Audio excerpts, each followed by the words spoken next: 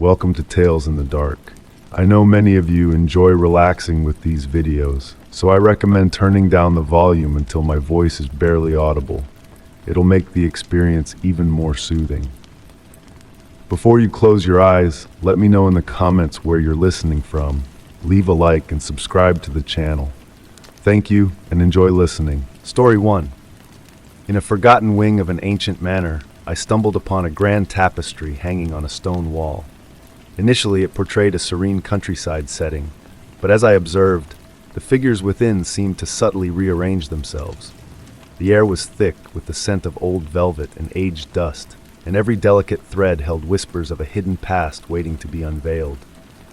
I had been wandering the manor for hours, my footsteps softly echoing on worn marble floors. The fading afternoon light filtered through tall, weathered windows, casting dancing shadows on faded wallpaper and time-worn portraits. Each room held memories, but none intrigued me like this secluded chamber and its enigmatic tapestry. The weaving depicted a tranquil woodland scene, towering trees with sprawling branches, a meandering stream, and figures engaged in what appeared to be a medieval hunting expedition.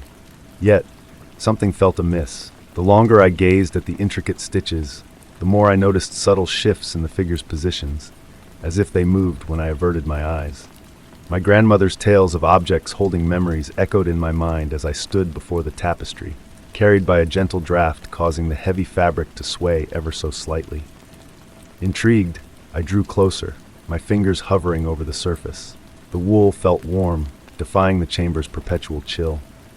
Tracing the imaginary stream, I almost heard the faint murmur of flowing water.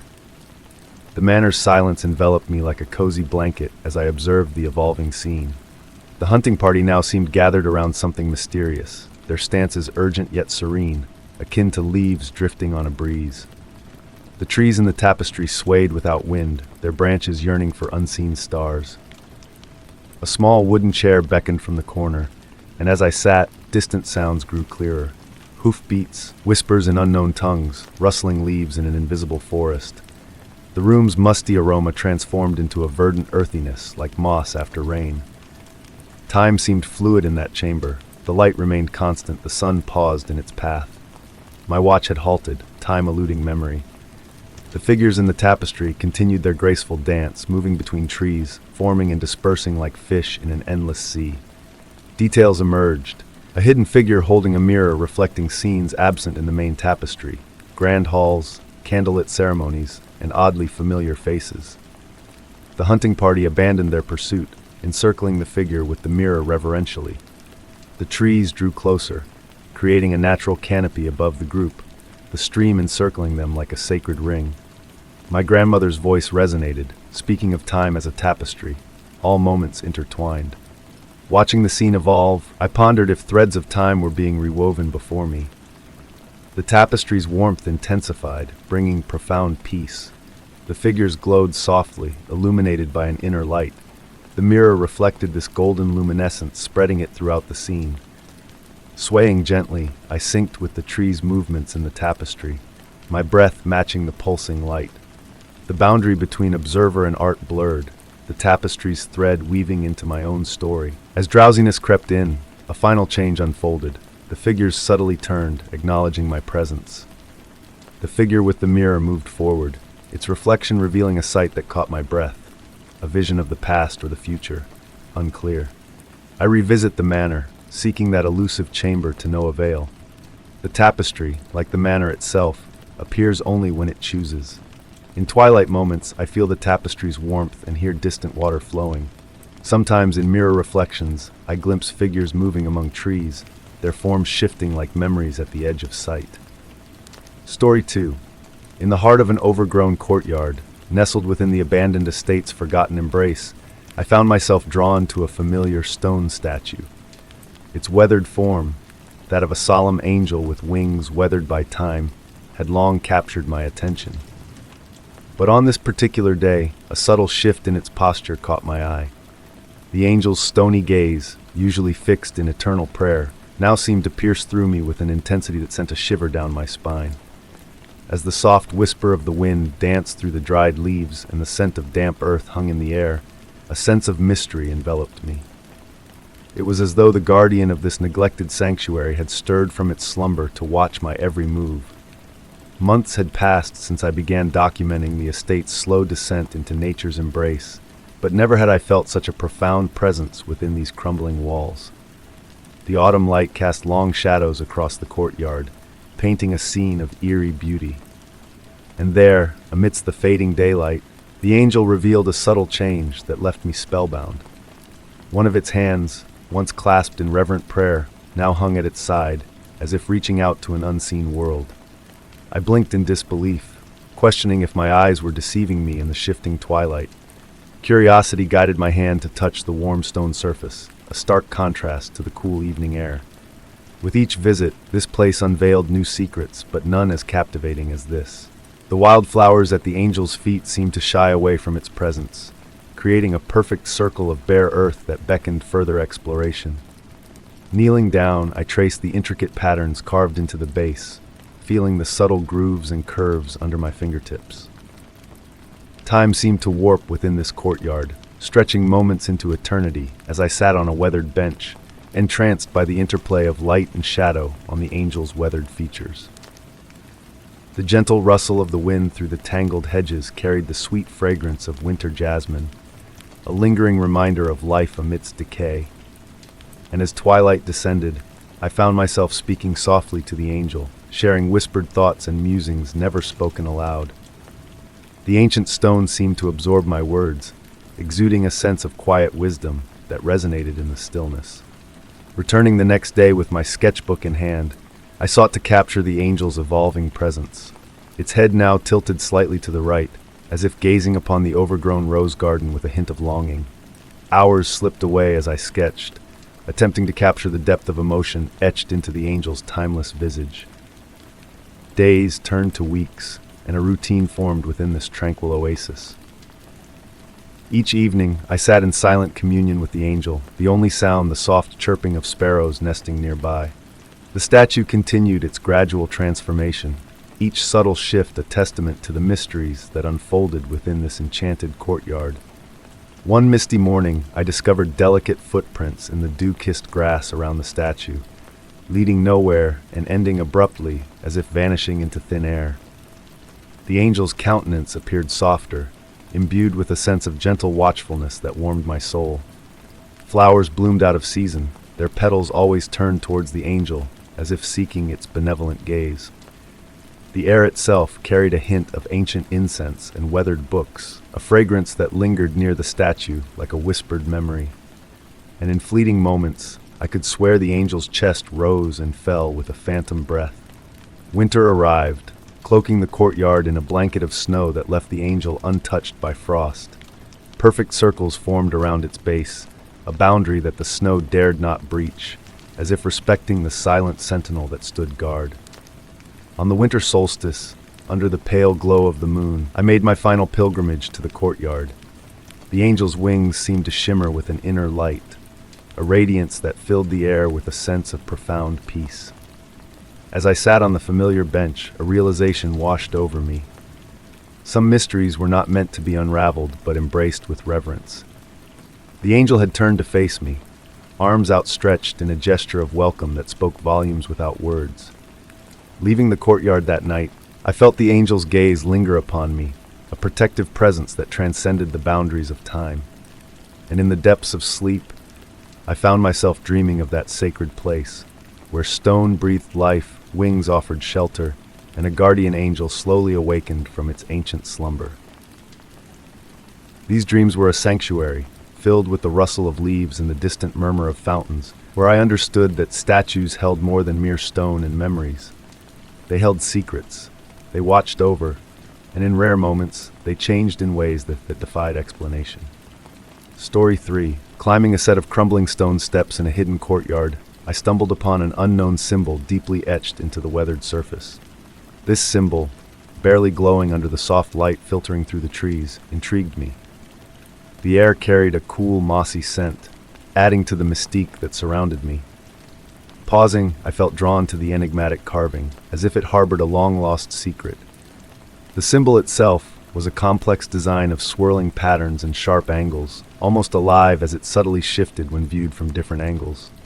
Kneeling to inspect it closer, the stone beneath my touch radiated an unexpected warmth, a stark contrast to the crisp autumn chill. A gentle breeze whispered through the foliage, carrying the fragrant blend of blooming flowers and decaying leaves. Each evening, I found myself returning to those steps, mesmerized by how the fading sunlight danced upon the aged stone, making the symbol seem to pulse with a faint inner light. The more I delved into the symbol, the more peculiarities I uncovered in the courtyard. The ivy creeping along the walls seemed to avoid the marked step, leaving a perfect circle of bare stone. On silent nights, a distant humming seemed to emanate from beneath the ground, like a melody played on unseen crystal glasses. One evening, armed with my sketchbook, I attempted to capture the symbol's essence on paper.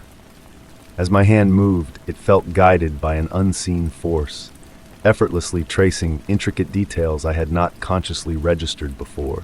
Strangely, upon my return the next day, the additional markings had subtly shifted, like stars slowly drifting across the night sky. As autumn waned and winter approached, I timed my visits to coincide with the setting sun. In the golden hour's glow, a remarkable revelation unfolded. The symbol cast a shadow that extended across the courtyard, pointing towards a hidden alcove that had eluded my notice. Within this shadowed nook lay a cluster of similar symbols, each unique, yet connected in a mysterious way. With the onset of winter, as frost blanketed the surroundings, the marked area resisted the icy coating that enveloped the rest of the steps. Mornings revealed a pristine white layer on every surface except the symbol, which remained untouched, as if insulated from the cold. On frosty nights, a delicate mist rose from the symbol, momentarily shaping into forms resembling ancient letters before dissolving into the wintry air. The symbol began to invade my dreams, transforming into gateways and paths leading to forgotten realms. These dreams, though enigmatic, left me with a profound serenity. In my waking hours, a haunting melody lingered in my mind, evoking the distant echoes of waves and winds through ancient forests. One twilight, as I sat on the steps watching the day fade, an elderly woman materialized in the courtyard. Her graceful presence and shimmering silver hair exuded an otherworldly aura. Silently, she traced the symbol with a weathered finger, causing the faint humming to intensify, filling the air with a myriad of shimmering lights, akin to stars descending to earth. When I turned to address her, she vanished as mysteriously as she had appeared. Yet, her departure left me not with fear, but with a profound connection to something ancient and vast. In her absence, she left a smooth stone in my hand, perfectly fitting my palm. Etched on its surface was a miniature version of the symbol. Carrying this stone with me, I continued my daily visits to the steps, treating it as a talisman. The enigma of the symbol remained unsolved, yet I came to realize that some mysteries are meant to be felt rather than unraveled, experienced rather than dissected. The symbol on the weathered steps evolved into a portal of introspection, a gentle nudge reminding me that magic and mystery linger beneath the ordinary, awaiting those who pause to observe. In the tranquil moments between day and night, I fancied hearing the old woman's voice in the evening breeze, humming that strange, enchanting melody. While the true purpose of the symbol may forever elude me, I found solace in its presence, a gentle assurance that not all enigmas demand solutions to be cherished. Story 4. In a forgotten gallery of ancestral relics, I stumbled upon a portrait that seemed out of place, a faded visage of a stranger whose eyes harbored a tale of sorrow. Concealed behind the frame lay a fragile, handwritten letter. The air was tinged with the delicate scent of aged parchment and a whisper of lavender, beckoning me to unravel the long-lost narrative hidden within its script. The gallery itself stood as a monument to the gentle passage of time. Dust particles pirouetted in the soft afternoon light that filtered through tall windows, their balletic movements mesmerizing against the backdrop of weathered wooden panels. The aged floorboards murmured beneath my steps, echoing the countless souls who had treaded there before me. With trembling fingers, I retrieved the letter, feeling the texture of the weathered paper beneath my touch. The portrait observed me with an enigmatic gaze, a woman in her prime, clad in a Victorian-era gown with an expression that mingled melancholy and resolve, compelling me to ponder the life she once led. The script on the letter flowed in graceful arcs, the ink faded by time to a gentle sepia hue. As I delved into its contents, the present sounds faded into oblivion, replaced by the soft scratch of a pen against parchment from a bygone era.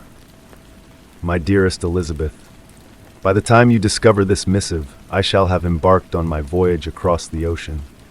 The decision weighs heavily on my heart, but I am compelled to seek the truth behind our grandmother's legacy.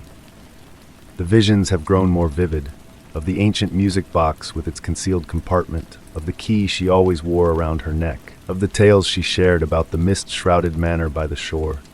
Each night, I hear the haunting melody she used to hum, growing ever more insistent.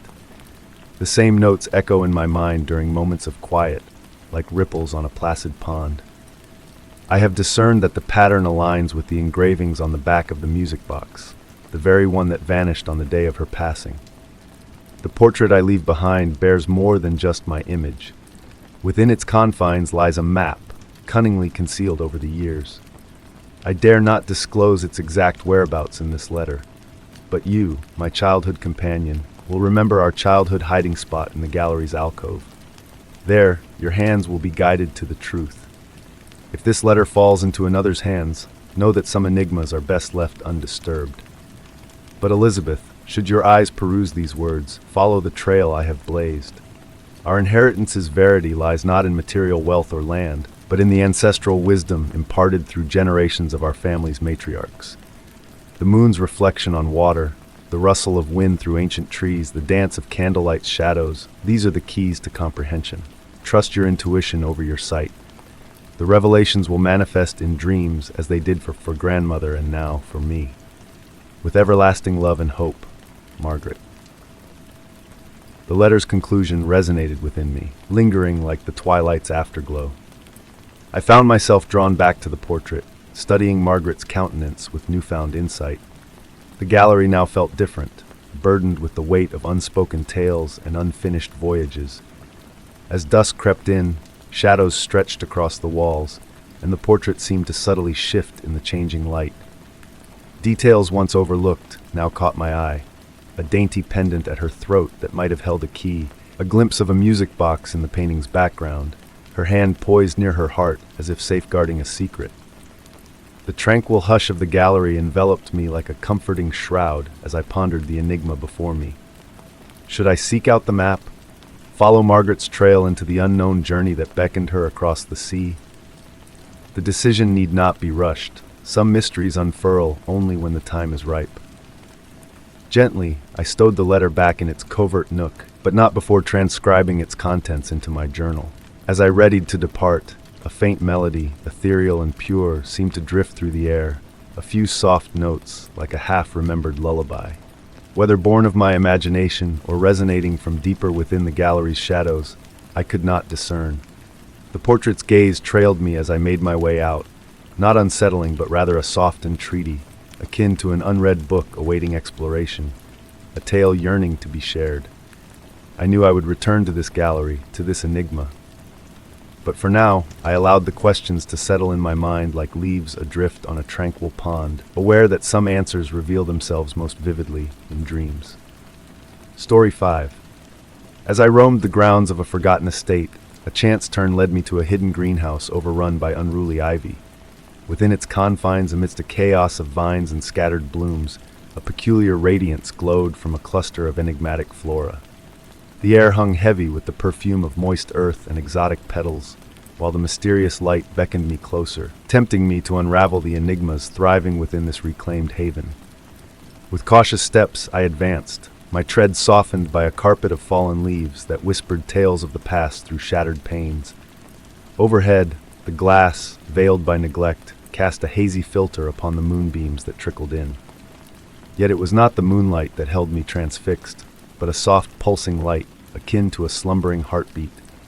Deeper into the greenhouse I ventured, noticing how the wild flora seemed attuned to my presence. Delicate tendrils swayed in the stillness, and leaves rustled, as if acknowledging my arrival. A gentle symphony of whispers arose from the vegetation, weaving a harmony that enveloped me, easing my every tension. At the heart of the greenhouse, an elaborate iron fountain stood dry, its basin now a sanctuary for a collection of incandescent blooms unlike any I had beheld. Emitting a gentle, ethereal glow of blue-green hues, the petals appeared weightless, hovering above the fountain's surface. Drawing nearer, I felt a subtle warmth emanating from these unearthly blossoms, a stark contrast to the cool night air. Lost in contemplation of these spectral blooms, time slipped away, and I found myself seated on a weathered stone bench, captivated by their rhythmic luminescence. The humidity wrapped around me like a cocoon, while the sweet fragrance of the unknown flowers filled my senses with each breath. My notebook lay open, forgotten on my lap, as I attempted to capture their essence through sketching, though their true beauty eluded my hand. As moments passed, subtle shifts unfolded within the greenhouse. Ordinary plants seemed drawn towards their radiant counterparts, as if magnetized by their light. An electric energy hummed in the air, tingling against my skin in a delightful dance. Patterns emerged in the pulsing glow, resembling a cryptic language I strained to decipher. Shadows of memories and echoes of dreams materialized within the light, blurring the lines between the mundane and the mystical. Unhurried, my watch ceased its ticking, its hands frozen in time, yet the pulsing of the glowing plants became my metronome, guiding me in a soothing rhythm. Swaying gently, I found myself entranced by their luminous ballet, breathing in synchrony with their celestial waltz.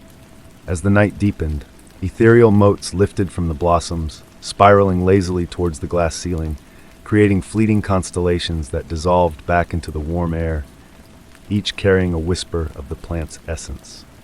A realization dawned upon me.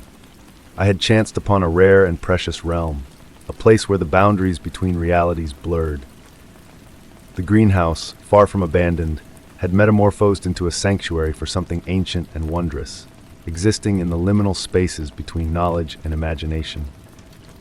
When I eventually rose to depart, my limbs stiff from reverie, the glowing plants seemed to dim, acknowledging my leave-taking. Retracing my steps through the greenhouse, I spied traces of luminescence adorning some of the ordinary plants, tiny beacons of light akin to morning dew upon their leaves. Though I neglected to mark the greenhouse's location in my notebook, the sketches of those mysterious blooms endure. On certain nights, teetering on the cusp of slumber, I catch fleeting glimpses of that ethereal blue-green glow at the edges of my vision. In those fleeting moments, I ponder whether the greenhouse calls me back, or if a fragment of its magic lingers within me, biding its time to unfurl once more. Story 6. Amid a serene afternoon wander through a neglected courtyard, a captivating, spicy fragrance caught my senses off guard, its presence a curious anomaly amidst the surrounding decay. The aroma, a tantalizing fusion of exotic spices and weathered stone, drifted gently through the air, carrying with it an unspoken message. With each step I took, an irresistible pull towards the origin of this mysterious scent enveloped me, urging me to unravel the enigma it held. The courtyard, a forgotten haven, lay secluded within weathered walls cloaked in ancient ivy. Soft autumn breezes stirred fallen leaves across worn flagstones, orchestrating whispered tunes that seemed to harmonize with the intriguing fragrance. The waning light of late afternoon filtered through the canopy of branches above, casting intricate shadows that danced lazily across the ground. As I ventured deeper into the courtyard, I discerned subtle shifts in the air's texture. The scent, rich with spices, grew more potent near a particular corner where an aged wooden door stood, its surface etched with faded, intricate patterns. The fragrance evoked elusive memories, reminiscent of childhood winters or dreams that slipped away upon waking. My attention was drawn to a peculiar stone bench nestled against the wall. Despite its smooth surface, weathered by years of rain and wind, it exuded a welcoming warmth under my touch. Seated upon it, the fragrance seemed to pulse faintly, akin to a distant heartbeat. The sensation, though peculiar, carried a strangely comforting aura. From my vantage point on the bench, I began to notice peculiar details overlooked before. Small, carved symbols adorned the bases of the surrounding columns, their meanings obscured by the passage of time. They seemed to subtly shift when viewed from different angles, a mere trick of the light, I reasoned. The ivy draping the walls appeared to quiver sporadically, even in the absence of a breeze. Time itself seemed to ebb and flow within that space. Shadows stretched at an unusual pace, and minutes blurred into hours. Or was it the other way around?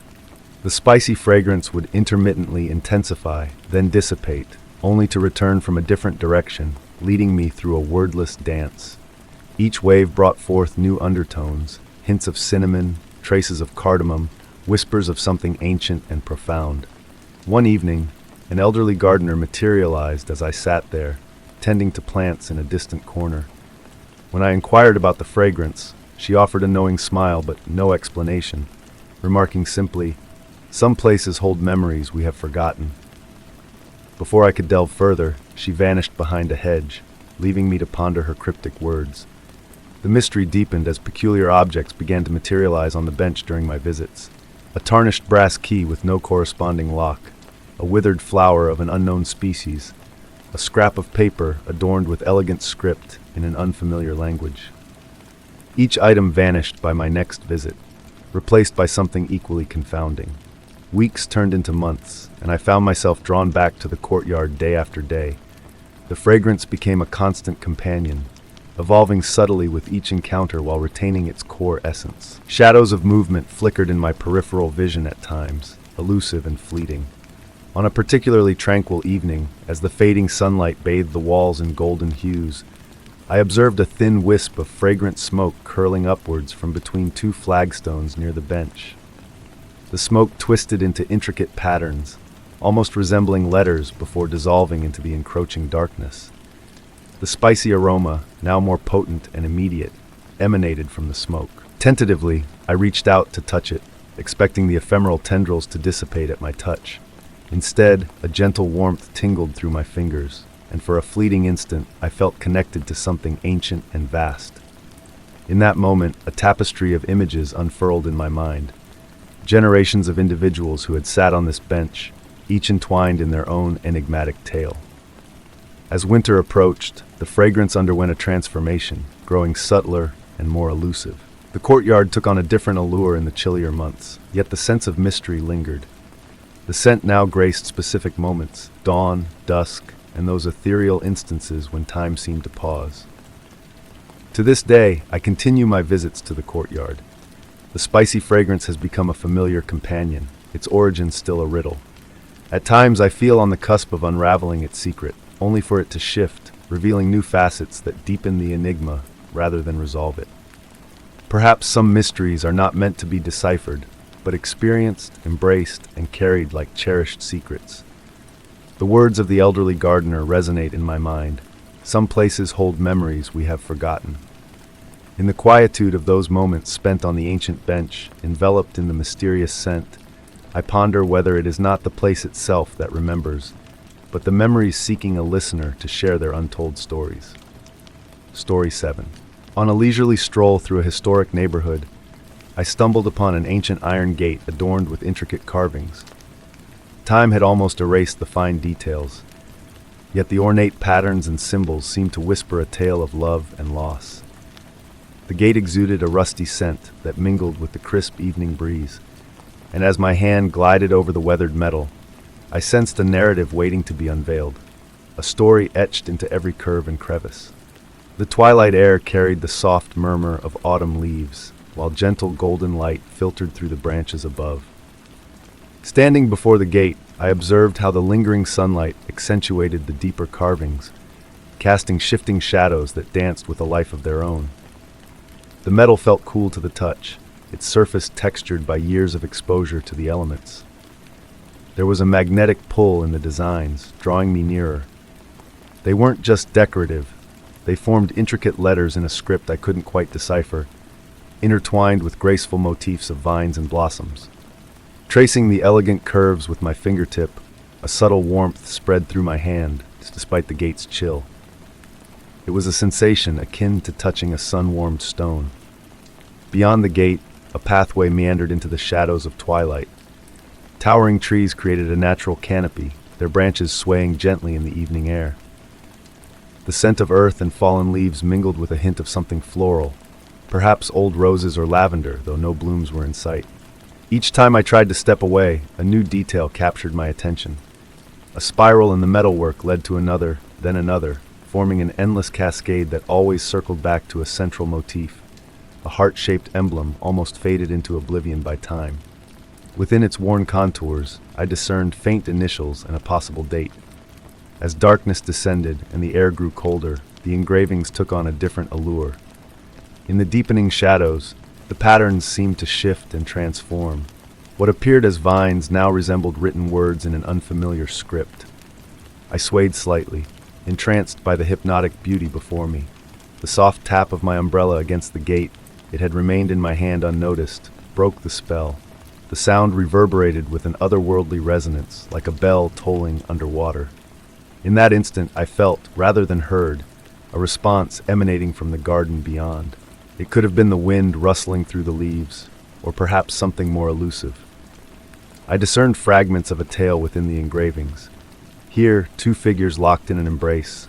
There, a flourishing garden in full bloom. Further along, the same garden in winter, branches bare and stretching towards the unseen sky. The scenes flowed seamlessly, linked by sweeping lines that hinted at the passage of time, memories intertwined with longing. Time seemed fluid in this place. The streetlights blinked on imperceptibly, casting a warm glow that illuminated the metal's aged patina. Each beam of light unveiled hidden details. A concealed bird here, a fallen leaf there, all contributing to the grand narrative slowly revealing itself to me. The story narrated the journey of two lovers who had tended the garden beyond. Their names had faded into obscurity, yet their story endured, immortalized in iron and rust. Together, they had nurtured something beautiful, a love that blossomed and endured through changing seasons. The engravings depicted how their love had weathered storms, braved winters, and ultimately evolved into something timeless. As I stood there, enveloped in the ebb and flow of time, I grasped that the gate was more than a mere barrier or entrance. It was a tribute, a testament of love cast in metal to withstand the ages. The weathered heart at its core wasn't a symbol of decay but of resilience. Even as the details faded, the essence persisted, touching every soul who paused to observe, to ponder, to feel. A distant church bell chimed, its toll merging with the soft whispers of the evening breeze. I cast a final gaze at the gate, knowing I would return, aware that it would never reveal itself the same way twice. With a lingering touch, my fingers brushed the heart-shaped emblem one last time. In that fleeting instant, a gentle warmth pulsed through the metal, like a heartbeat preserved in iron, echoing across time. The story of the gate lingered as I journeyed home through the gathering dusk. I comprehended then that some tales are meant to be felt rather than fully understood, to resonate in that space between knowing and wondering, between seeing and believing. The faded engravings had imparted what they wished to convey, safeguarding their deeper mysteries within their iron embrace. Story 8. Deep within the dim recesses of a revered library, I stumbled upon a hidden alcove nestled behind towering shelves laden with ancient manuscripts. The soft light seeping through a cracked window illuminated dusty volumes and artifacts that murmured tales of forgotten wisdom. The aroma of leather-bound books and yellowed pages enveloped the space, enveloping me in a sense of having stumbled upon a clandestine haven of knowledge reserved for the most inquisitive of hearts. As the guardian of the library by night, I had grown accustomed to the gentle cadence of the building after hours, the faint creaking of wooden shelves settling, the whisper of breezes through age-old ventilation ducts, and the distant ticking of the grand clock in the central hall. Yet this alcove felt different, almost as if it existed in its own realm, untouched by the modern world beyond the weathered walls of the library. I found myself drawn to this enclave during my nightly patrols, observing how the moonlight wove ever-shifting patterns through the intricate leaded glass window. The dancing shadows seemed to morph into cryptic symbols on the worn wooden floor, reminiscent of ancient scripts long forgotten. At times, when the night was exceptionally tranquil, I could almost swear I heard the faint rustle of pages turning, though I always found myself alone in this secluded corner. One evening, as I perused the books lining the walls of my sanctuary, I noticed a peculiar arrangement. The smooth leather spines, polished by centuries of handling, seemed to form a deliberate pattern when viewed from specific angles. The varying heights, subtle color variations, and precise positioning, it all seemed too deliberate to be mere chance. I dedicated more time to studying these books, meticulously recording their placements and how the moonlight interacted with them as the night unfolded. My flashlight beam would catch gilded lettering that appeared to transform with each passing hour, unveiling fragments of text in unfamiliar languages. The air within the alcove grew heavier with each passing night, laden with the weight of untold narratives. Amid my exploration, I stumbled upon an enigmatic tome that exuded a warmth as if freshly held by another reader. Its pages remained blank, yet when I illuminated it under my flashlight precisely at midnight, faint traces of shifting writing emerged, elusive and transient like fading dreams upon waking. The tolling of the grand clock marked the hours as I delved deeper into the enigma of the alcove.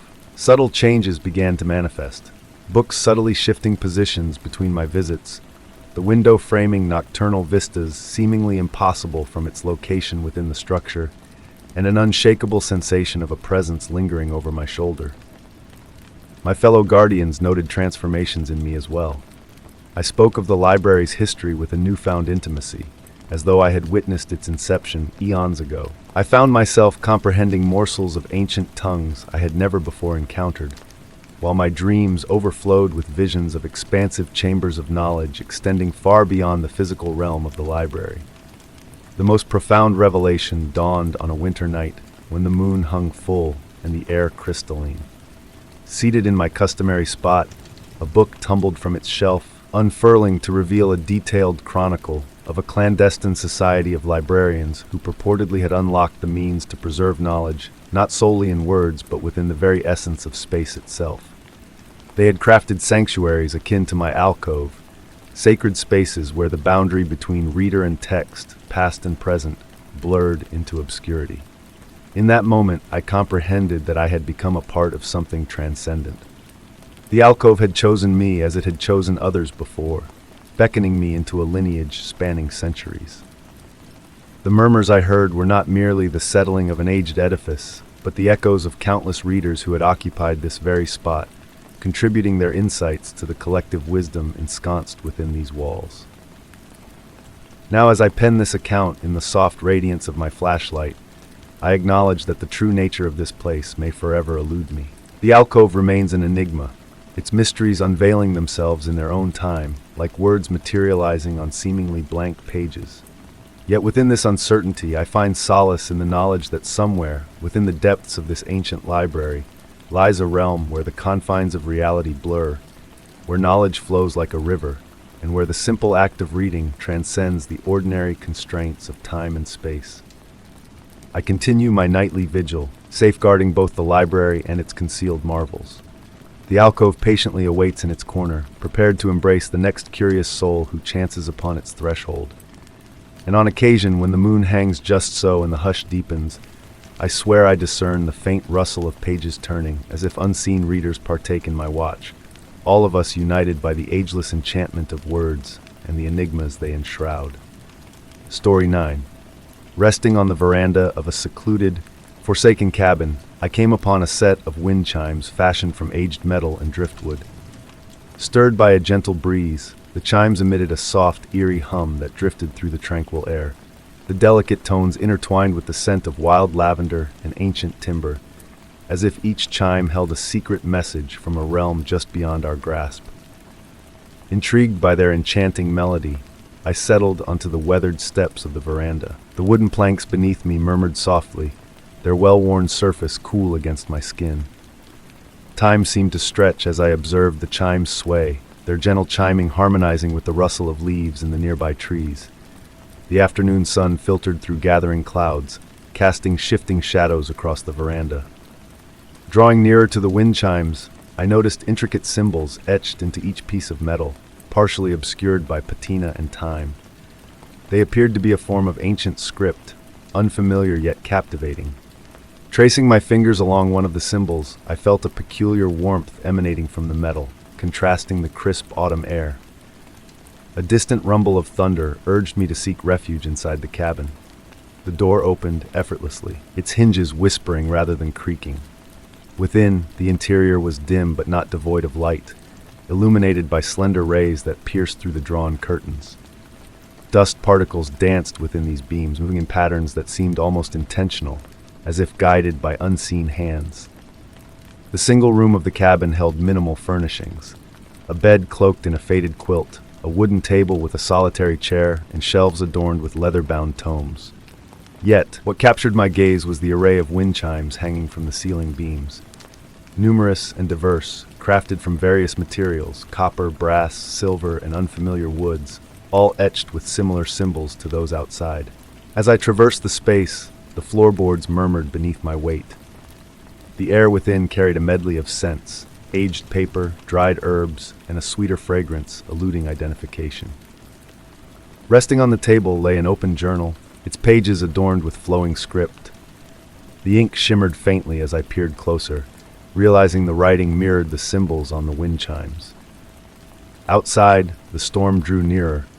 Each distant peal of thunder elicited a response from the wind chimes, not mere tinkling, but what seemed like words in a language on the brink of comprehension. The room's temperature fluctuated, creating currents of warmth and coolness that set the chimes swaying, though no breeze wafted inside. Sinking into the chair by the table, my fingers traced the inscribed symbols in the journal. The more I studied them, the more they felt familiar, as if their significance resided in a forgotten dream. The storm's advance intensified, and with each thunderous clap, the chime's song grew more intricate, more purposeful. In the deepening dusk, a remarkable sight unfolded. The shadows cast by the wind chimes diverged from their physical forms, weaving intricate patterns on the walls and floor, shaping and reshaping into narratives of ancient wisdom and lost traditions.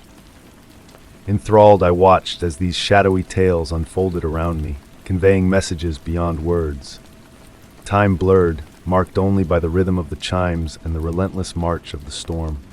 The boundary between reality and reverie waned. I came to comprehend that the cabin existed in a realm where multiple worlds converged, and the wind chimes acted as conduits, translating messages between realms. The storm eventually subsided, yet its essence lingered in the atmosphere.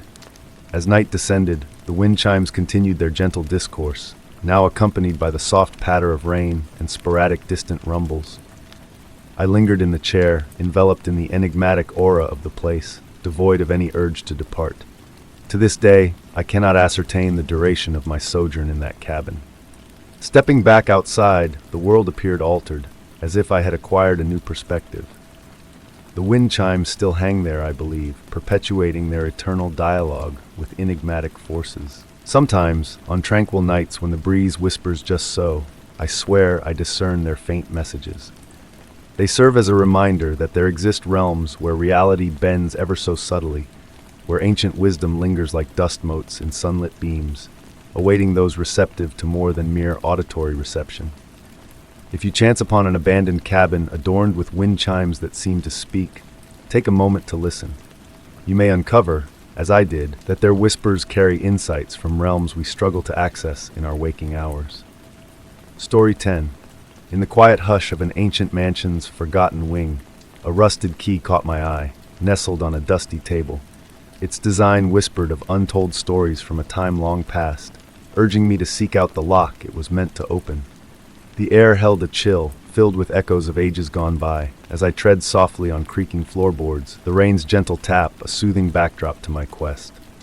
The key, weathered by time, bore intricate patterns akin to blooming vines, a testament to a skilled craftsman's hand. Tracing its curves, I noticed a subtle resemblance to the faded wallpaper that adorned the walls, hidden beneath layers of dust and age.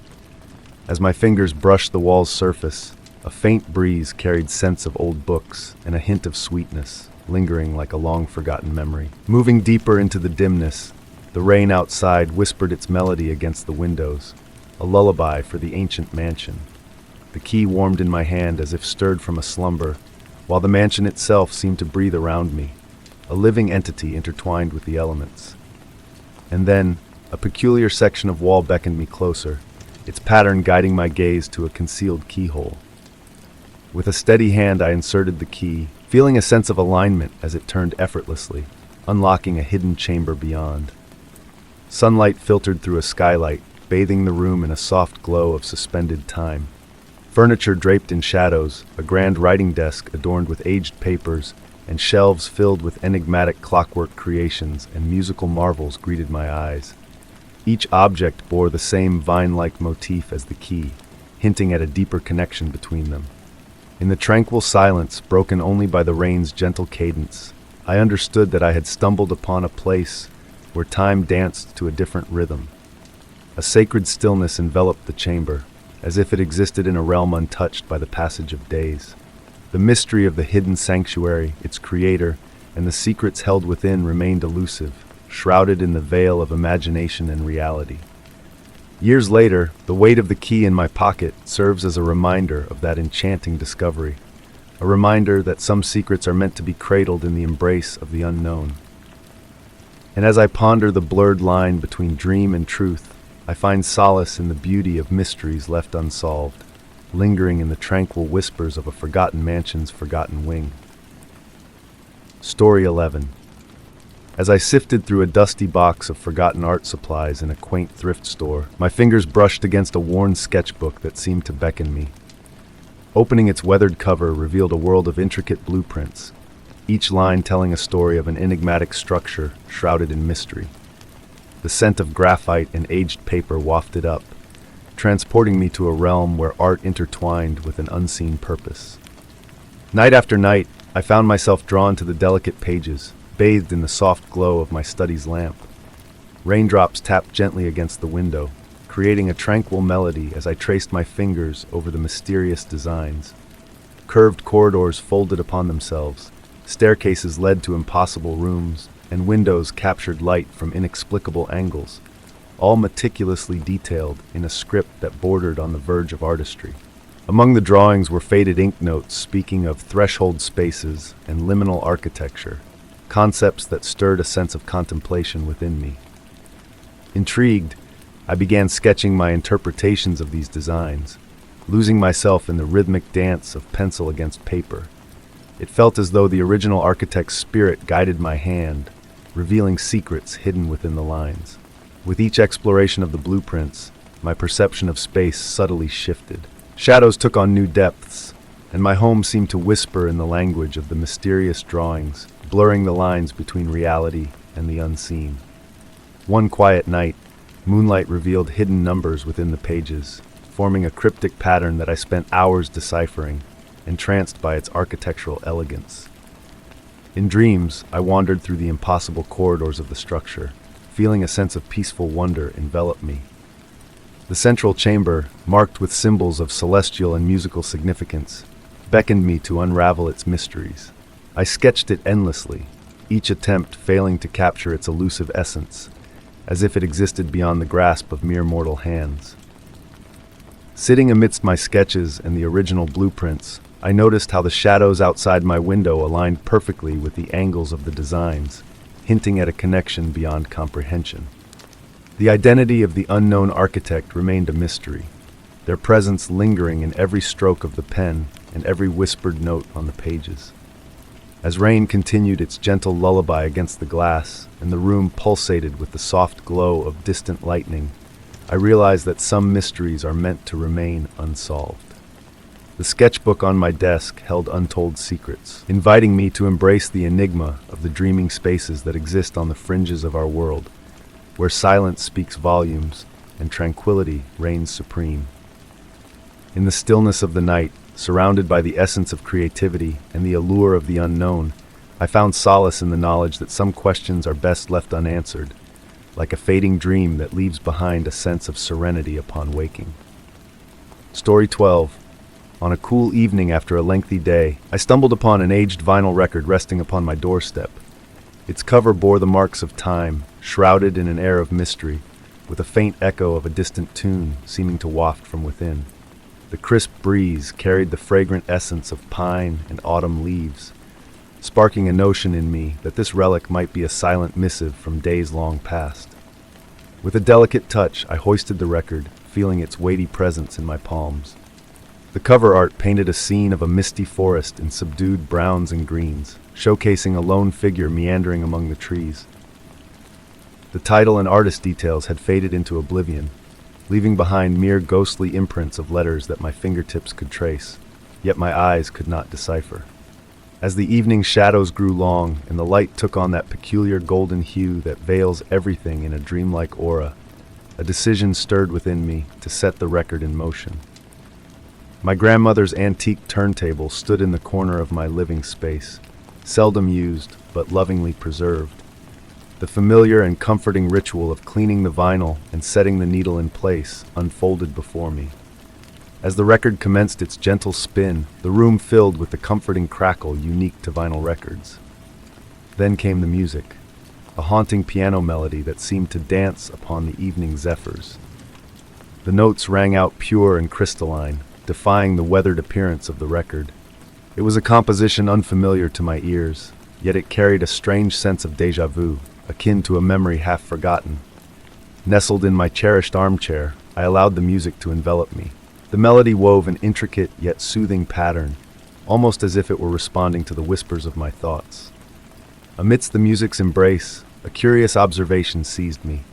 The room's shadows swayed ever so gently in time with the rhythm, as though the music was sculpting the darkness itself. Between tracks, in fleeting moments of silence, faint murmurs reached my ears. Though the words eluded comprehension, the unmistakable cadence of human voices lingered, as if engaged in a clandestine discourse meant solely for me. A subtle shift in the room's temperature began to unfurl. Warm currents brushed against cool breezes, despite all windows being tightly shut. The scent of pine, noted earlier, mingled with a fragrance reminiscent of aged books and distant rainfall. As the final track unfurled, the music assumed an almost interactive quality. It mirrored my thoughts, whimsically light when my mind wandered to childhood memories, and deep and pensive when contemplating weightier matters. It was as though the record were delving into my mind's depths, perhaps even guiding its course. A most peculiar occurrence transpired as side A drew to a close. The needle rose of its own accord, yet instead of halting, the record emitted a soft, scarcely audible hum. Within this hum, I discerned what resembled footsteps rustling through fallen leaves, the faint creak of aged floorboards, and now and then, a soft chuckle reminiscent of someone long lost to memory. Drifting into a light slumber in my chair, I awoke to find the record ceased its spin. The room lay shrouded in darkness, save for the moon's silver glow seeping through the windows. The record sleeve now rested upon my lap, its cover art transformed. The enigmatic figure had drawn nearer to the forefront, their visage almost within reach. Each evening thereafter I'd set the record to play, and each time, the music bore subtle alterations. New instruments would occasionally make their presence known, tempo shifting to mirror my heartbeat. The whispered conversations between tracks grew clearer, though their message remained just beyond my grasp. Attempts to trace the record's origins proved futile. The artwork and music baffled all who encountered them. Local record stores shook their heads in bewilderment, and online inquiries led to dead ends. The sole clue I possessed was a small symbol etched upon the label, a circle enclosing what might be construed as a key, or perhaps a musical note turned askew. Of particular intrigue was the record's influence upon my dreams. On nights when its haunting melodies filled the air, my slumber was painted with vivid vistas of unfamiliar locales that felt oddly intimate. I traversed corridors lined with doors, each concealing a distinct melody within. At times, the enigmatic figure from the cover art would materialize, yet always remain just beyond focus, akin to a photograph slightly out of focus. The record had seamlessly woven itself into my nightly routine. As I pen these lines, its enigmatic strains form a backdrop, mingling with the scratch of my pen against paper. I've observed that the ink seems to shimmer when certain notes resound, and at times the words I write rearrange themselves when I divert my gaze. Perhaps certain enigmas are not meant to be unraveled, but rather savored in their enigmatic allure. This record, regardless of its origins, has bestowed an unexpected tranquility upon my evenings. Even now, I sense its melody tenderly tugging at the fringes of my consciousness, beckoning me to surrender to its tales whispered in the night. Story 13. In the dimly lit attic of our ancestral abode, I stumbled upon a forgotten relic, a dusty wind-up soldier. Its worn paint and faded grin whispered of times long past. The air was thick with the scent of old cardboard and nostalgia as I cradled the toy in my hands, sensing a hidden tale waiting to be unveiled. Sunlight filtered through a lone circular window, painting elongated shadows on the aged wooden floor. With each step, dust motes danced in the golden beams, creating a mesmerizing spectacle.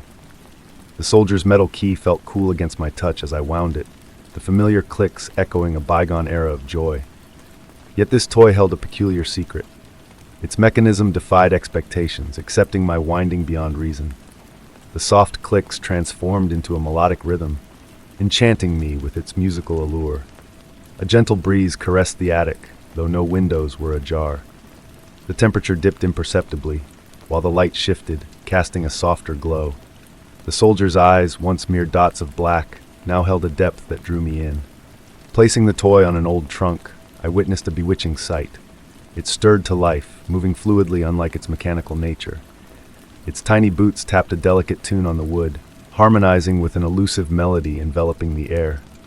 Shadows in the corners pulsed gently, synchronized with the enchanting rhythm, creating a tranquil aura. Transfixed, I swayed to the magical cadence as the soldier's movements unfolded a silent narrative. Intricate patterns materialized in the dust, resembling ancient military formations, while the scent of pine and wood smoke lingered, evoking distant memories. Time seemed to ebb differently in that ethereal space, the sunlight frozen in a perpetual golden hour. Seating myself in a creaking rocking chair, I became part of the symphony of subtle sounds. The soldier's dance continued, its chipped paint appearing to morph and shift, hinting at a grander existence beyond perception. Objects in the attic seemed alive, resonating with the soldier's tale through invisible threads of history. Books rustled in harmony, photographs exuded a soft glow as the soldier's motion gradually slowed, serenading the end of its performance.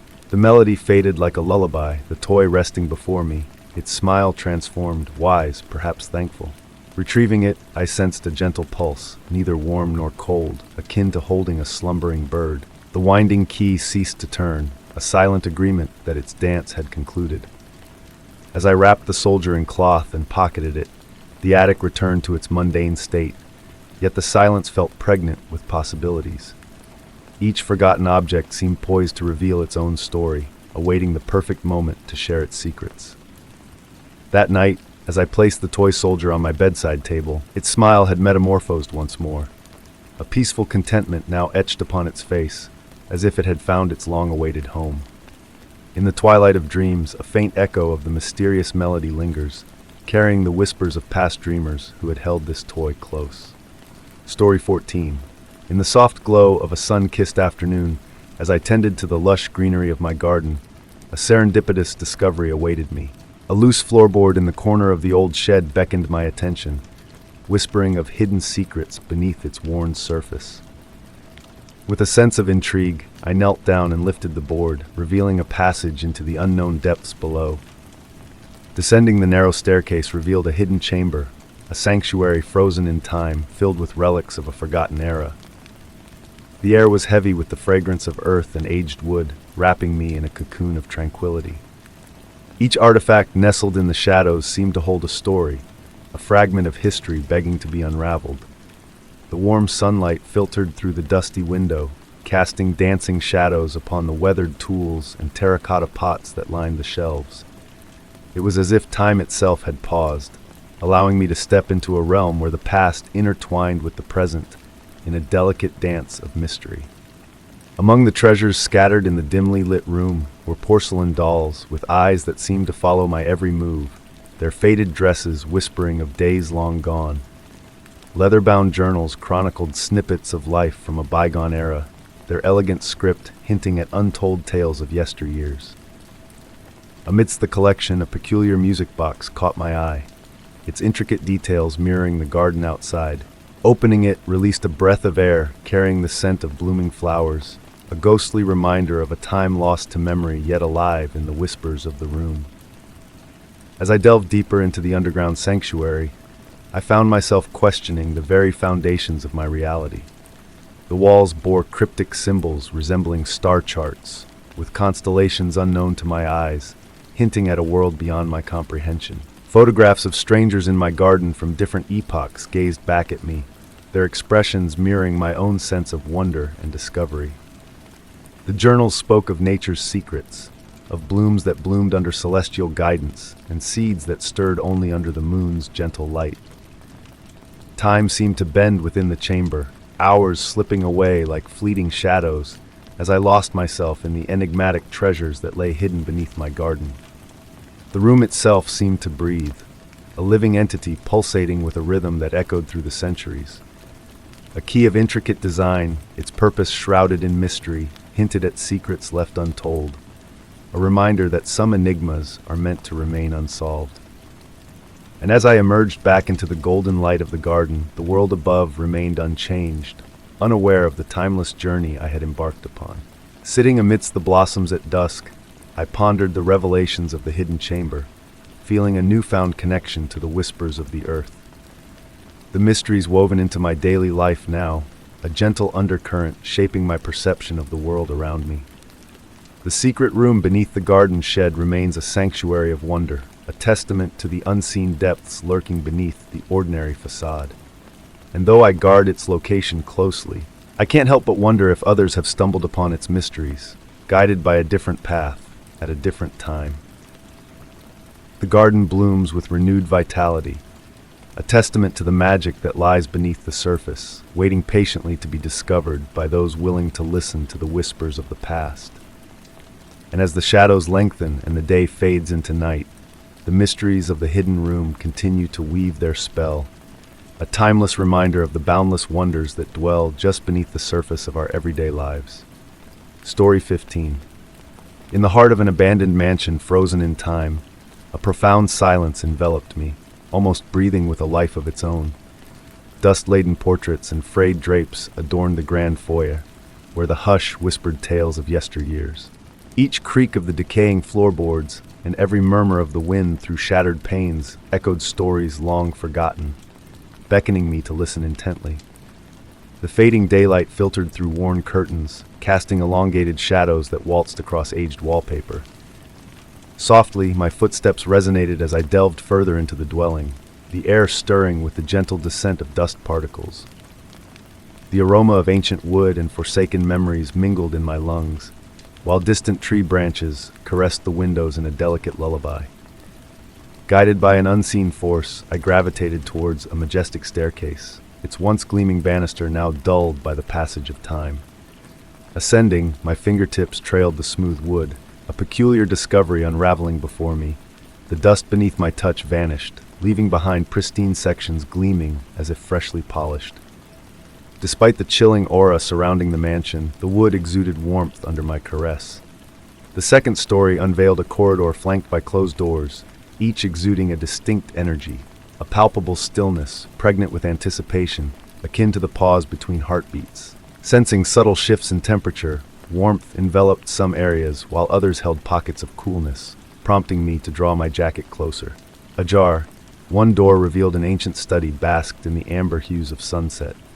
Floor-to-ceiling bookshelves lined the walls, their faded spines hinting at the wisdom within. A massive wooden desk commanded the room's center, dust shrouding its surface except for a pristine circle, as if an object had recently been moved. Approaching the desk, the floorboards sighed beneath my weight. The chair, slightly turned, hinted at a recent occupant's departure. Within the dust-free circle, a faint writing imprint emerged, visible only when the light caressed it just right. We never truly leave. As daylight waned, shadows stretched across the study floor, and a mysterious shift in the room's ambience unfolded. Unseen currents stirred the air, books rustled faintly, as if pages were turned by phantom hands. Seated at the desk, I trailed my fingers along the polished wood grain, the room now enveloped in a comforting warmth unlike the mansion's chill. Ambient sounds coalesced into an intricate language beyond my grasp, time losing its grip as I absorbed the room's essence. Nightfall outside felt more like a gentle embrace, the dust motes twirling in the waning light, creating transient shapes that eluded my gaze. Remarkably, the dust-free circle on the desk emitted a faint, rhythmic luminescence, barely perceptible yet undeniably present. Its pulsing glow subtly altered the room's temperature, the words, "We never truly leave," shimmering in the dark. Compelled by an unseen force, I extended my hand, touching the glowing circle, and a profound serenity washed over me. The mansion's silence metamorphosed into a melodic symphony of whispers, each sound weaving tales of bygone souls who once inhabited this space. When I rose to depart, I noticed my watch frozen in time, the darkness now imbued with a palpable presence. As I retraced my steps through the mansion's corridors and descended the stairs, I realized the profound silence was never void. It brimmed with latent stories, yearning to be heard by an attentive listener.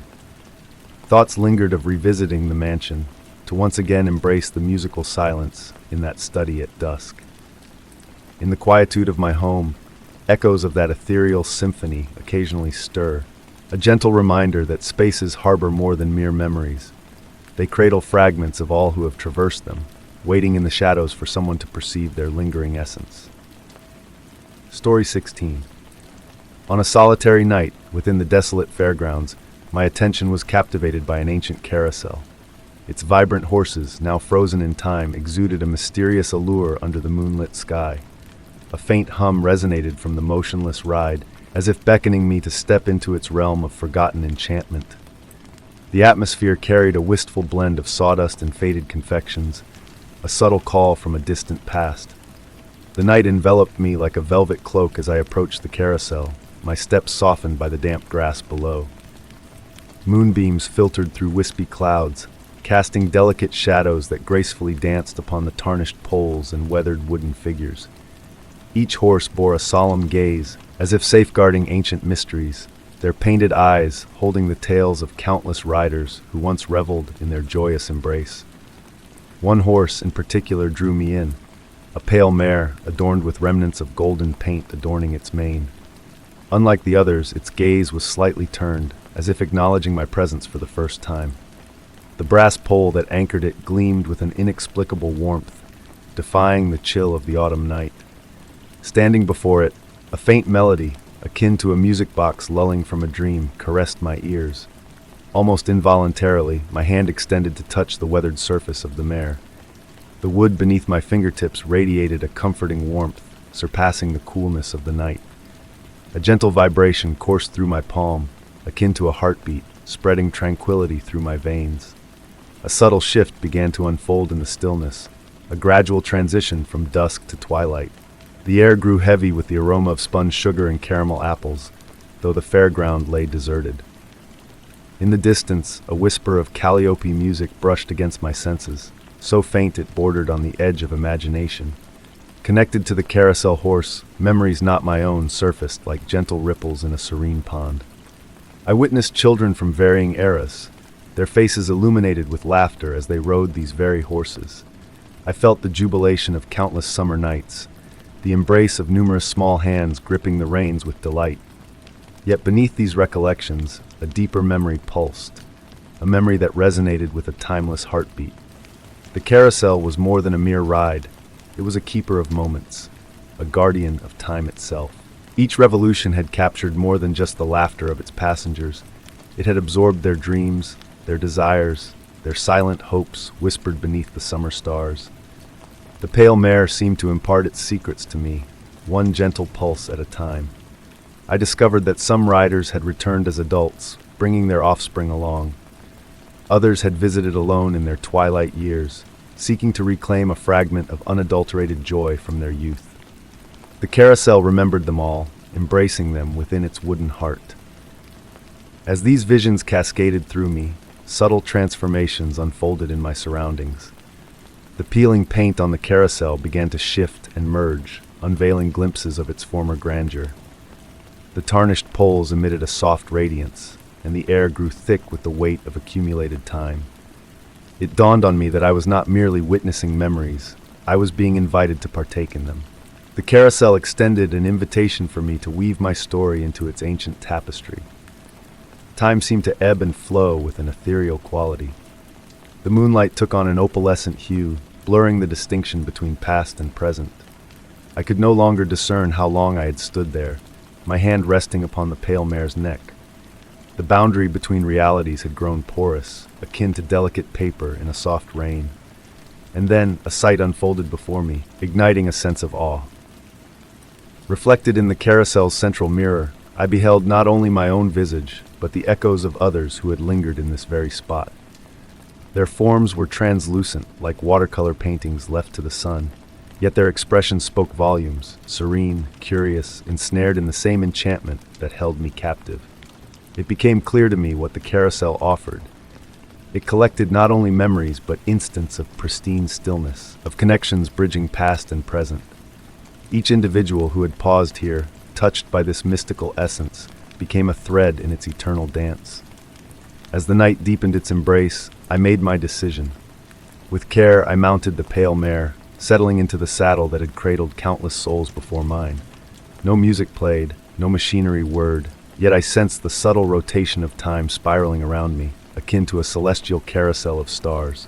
In that moment of serene stillness, I became enmeshed in something greater than myself, a narrative devoid of commencement or conclusion, only the unending cycle of the carousel's waltz through time. The night enveloped me in its tender embrace as I lingered there, contributing my own hushed moment to the carousel's treasury of memories. To this day, a lingering question lingers within me. Do others sense it too? The subtle beckoning as they pass by ancient carousels at night. Perhaps they too catch the whispered tales carried upon the breath of time, recounting the stories of all the souls who have paused here, ensnared in the gentle enchantment of the wooden horses and their eternal ballet with memory. Story 17. In the hushed atmosphere of a forgotten art gallery, I found myself wandering alone amidst shattered frames and scattered canvases. Soft footfalls reverberated through the heavy silence, as if a spectral presence walked beside me. The air was heavy with the scent of aged canvas and musty varnish, each step stirring echoes of past artistic glories and hidden heartaches lingering within the quiet walls. Despite years of abandonment, there was an inexplicable force that drew me to this place on this particular day. Dust particles twirled in slender beams of light that filtered through grimy windows, casting ethereal spotlights on worn floorboards. My fingertips trailed along the walls, tracing the faded patterns of the textured wallpaper. The footsteps maintained a steady rhythm, always a whisper away. Initially, I attributed them to the settling of the building or the echo of my own movements. Yet, there was a distinct quality to them, a gracefulness that seemed to belong to someone more elegant than myself. Passing by empty frames, their former contents long vanished, I was left only with darker outlines on the walls, remnants of the art that once adorned them. The air grew cooler as I ventured further into the gallery, a hint of oil paint mingling with the musty aroma. In a secluded room, a lone painting caught my eye, a portrait of a young woman in a white gown, her gaze seemingly tracking my every step. Surprisingly well preserved compared to its surroundings, the canvas bore only a brass plate with a date from a bygone century, devoid of any artist's signature or title. The accompanying footsteps paused as I paused to study the enigmatic portrait. Holding my breath, I strained to discern any sound in the profound stillness. Then faintly, the rustle of fabric, as if a dress brushed against the floor behind me. The temperature dropped and a shiver crept up my arms, raising goosebumps on my skin. Passing through an adjoining doorway, I entered what appeared to be the main exhibition hall. Towering windows, clouded with neglect, stretched from floor to ceiling, the rain outside adding a soft percussion to the mysterious footfalls. As I traversed the length of the hall, I noticed small details previously overlooked: abandoned paintbrushes, a toppled easel, a palette with dried colors clinging stubbornly. Every surface was cloaked in a thick layer of dust, except for a patch near the far wall where the floor seemed recently disturbed. The footsteps grew slightly louder here, revealing a cadence distinct from my own, stopping briefly after I halted, occasionally continuing for a step or two, casting an eerie echo. The sound of fabric whispering became more pronounced, accompanied by the ghostly fragrance of lavender. In my peripheral vision, fleeting movements teased, a blur of white, a silhouette of a figure. Yet when I turned to confront these apparitions directly, only dancing dust motes met my gaze in the dim light. The rain persisted in its gentle rhythm against the windows, casting shifting shadows upon the floor like liquid silver. A beckoning door led me to what seemed to be an artist's studio. Empty paint tubes littered a workbench, an unfinished canvas perched on an easel. The painting depicted a scene familiar yet transformed, the same exhibition hall from before, now vibrant with light and activity, spectators admiring artworks that no longer hung on the bare walls. While scrutinizing the incomplete masterpiece, the footfalls circled leisurely around me. The scent of lavender intensified, the temperature plummeted until my breath materialized in the chilled air. A soft hum, barely audible over the rain, commenced, a melody on the brink of recognition. Sunlight, filtered through the windows, took on a golden hue, defying the overcast sky outside. It dawned on me that the footsteps had synchronized seamlessly with my own heartbeat. With deliberate slowness, I turned, and in a fleeting moment, I beheld her, the woman from the portrait, ethereal as morning mist, her white gown swaying in an unseen breeze. Her smile, gentle and welcoming, her hand raised in salutation. The lavender enveloped me, a paintbrush poised delicately between her translucent fingers. She gestured toward the unfinished canvas, then to the main hall. Understanding unfurled gradually within me. This was her domain, her incomplete masterpiece. The footsteps that echoed were her daily routine, persisting long after she departed the mortal realm. She wasn't haunting the gallery. She was still crafting, still curating, a silent guardian of her artistic realm. I now visit the gallery on occasion, walking its corridors in serene companionship with my unseen curator. Sometimes I offer fresh blooms beneath her portrait. On those days, the footfalls seem lighter, the scent of lavender intertwining with the floral perfume. In moments of tranquility, her almost familiar humming drifts through the air as she tends to her eternal exhibition, her rhythmic rounds echoing through the silent halls. The gallery remains veiled from the public eye, perhaps rightfully so. Some art is best experienced in solitude, some tales better left shrouded in gentle enigma. Yet, on rainy afternoons, when the light cascades just so through the towering windows, I swear I glimpse her creation evolving on that unfinished canvas, stroke by stroke, in perfect harmony with those lingering footfalls. Story 18. Captivated by an unexplainable compulsion to seek out the unknown, I found myself wandering into an ancient theater nestled on the edge of town, its former splendor now surrendered to the grasp of decay. The opulent balconies and velvet seats murmured tales of eras long past, of applause that once thundered through its halls, and dramas that unfolded beneath its roof. Stepping onto the groaning stage, a faint, haunting voice drifted towards me, weaving lines infused with both sorrow and yearning. The echoes of its recitation lingered in the air, intertwining with the musty fragrance of aged drapes and forsaken aspirations, leaving me to ponder if the theater truly stood deserted. A gentle autumn breeze whispered through invisible crevices, orchestrating a soft symphony of rustling papers and distant murmurs. My footfalls hushed against the weathered boards of the stage, each step accompanied by a tender sigh from beneath. The atmosphere carried a peculiar weight, akin to traversing through layers of memories suspended in time. Overhead, the grand chandelier hung in serene silence, its crystals veiled in dust, yet occasionally catching glimmers of light that filtered through the lofty windows, casting delicate patterns that danced across the walls. Drawn towards the stage wing, where forgotten props lay shrouded in sheets resembling gentle waves in the dim light, I sensed the elusive voice I had heard emanating from that direction, though now reduced to a mere whisper. Amidst the abandoned set pieces, my gaze fell upon an ancient dressing room mirror, its surface obscured by age, yet retaining a mystical gleam. As I drew near, the ambient temperature shifted, growing cooler, but not unpleasantly so. The mirror seemed to pulsate with a subtle energy that defied explanation. Within its reflection, I glimpsed movements that diverged from my own, like phantoms of performers from a bygone era rehearsing their art. The voice, now slightly clearer, perhaps that of a woman, continued its gentle soliloquy, reciting lines from what appeared to be a somber romance. Her words carried a melodic cadence that was both comforting and melancholic. Time seemed to sway differently within this realm. Moments stretched into hours as I delved deeper, uncovering crumbling playbills at my touch and costume pieces that retained a faint essence of perfume. The voice guided me through the forgotten nooks of the theater, its echoes leading me towards unseen memories.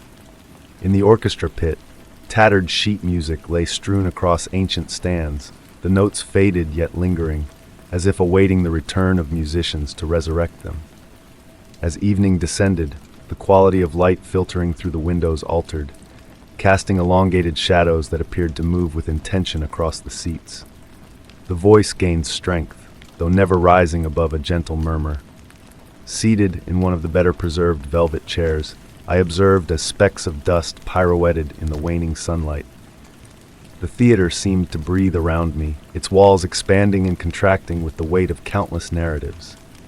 In that moment of tranquility, I realized that the voice was not directed towards any individual. It was the voice of the theater itself, reminiscing. Each uttered word carried fragments of past performances, of ovations and farewells, of premieres and final bows. The soothing rhythm of the voice interwove these memories into a delicate tapestry, enveloping me in a cocoon of nostalgia. With the night's arrival, the darkness infused a new depth to the voice, resonating from all directions, enveloping the space in a warm vibration that seemed to stir the very air. The words grew clearer, yet their essence remained just beyond reach, akin to grasping at a fading dream upon waking. The chandelier overhead now captured the moon's radiance, casting ethereal rainbow reflections that danced like northern lights across the ceiling. Drifting between wakefulness and slumber, the voice served as a gentle lullaby, blurring the lines between reality and reverie.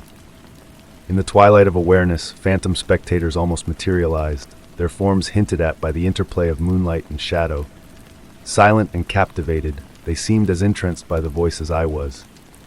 As night deepened, a profound tranquility settled within me.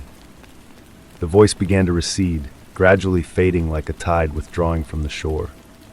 In its waning, it left behind a sense of gratitude, as if my presence had acknowledged and validated the myriad stories enshrined within these walls.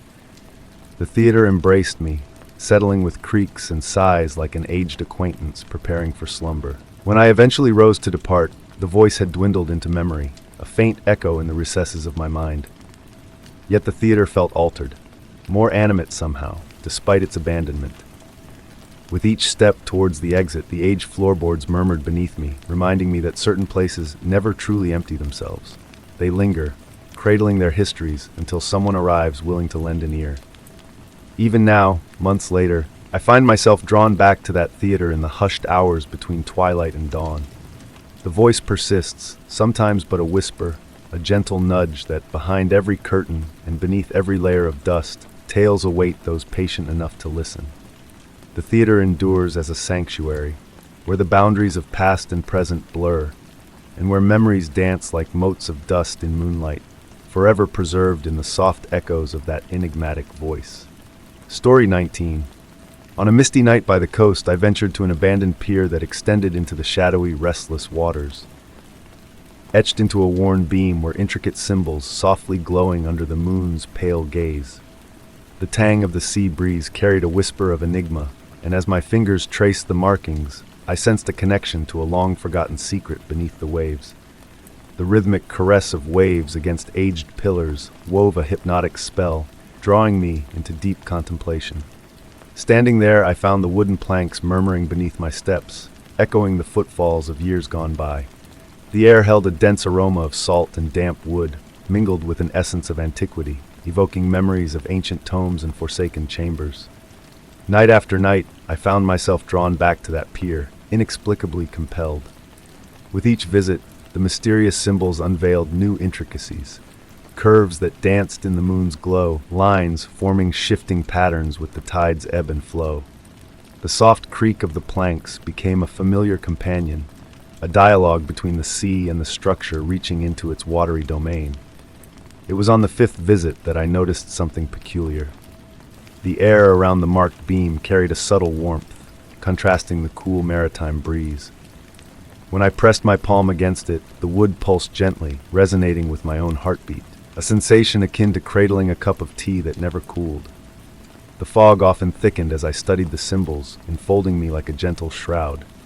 Within its embrace, sounds faded into the distance, creating an intimate realm where time flowed differently. At times I fancied I heard a soft hum rising from beneath the pier, blending with the ocean's cadence. One tranquil night, as I sat beside the marked beam, I noticed the water below was unusually serene. Its surface mirrored the moon with crystal clarity, yet beneath that polished facade, shadows moved with deliberate grace. fluid entities too indistinct to be fish, too large to be ordinary marine life. The symbols began to infiltrate my dreams, transforming into maps of uncharted realms or shifting beneath my touch like living script. I started documenting them in a journal, noting their subtle changes with each lunar cycle. Weeks passed, and I realized other visitors to the pier remained oblivious to the markings. Their gazes slid past the beam as if it were mere weathered wood. Even when I tried to point them out, attention veered away, indifferent as water off glass. But the true revelation came during the new moon. In the absence of moonlight, the symbols glowed faintly, casting a luminous blue-green light that undulated like subaquatic currents. The comforting pulse in the wood intensified.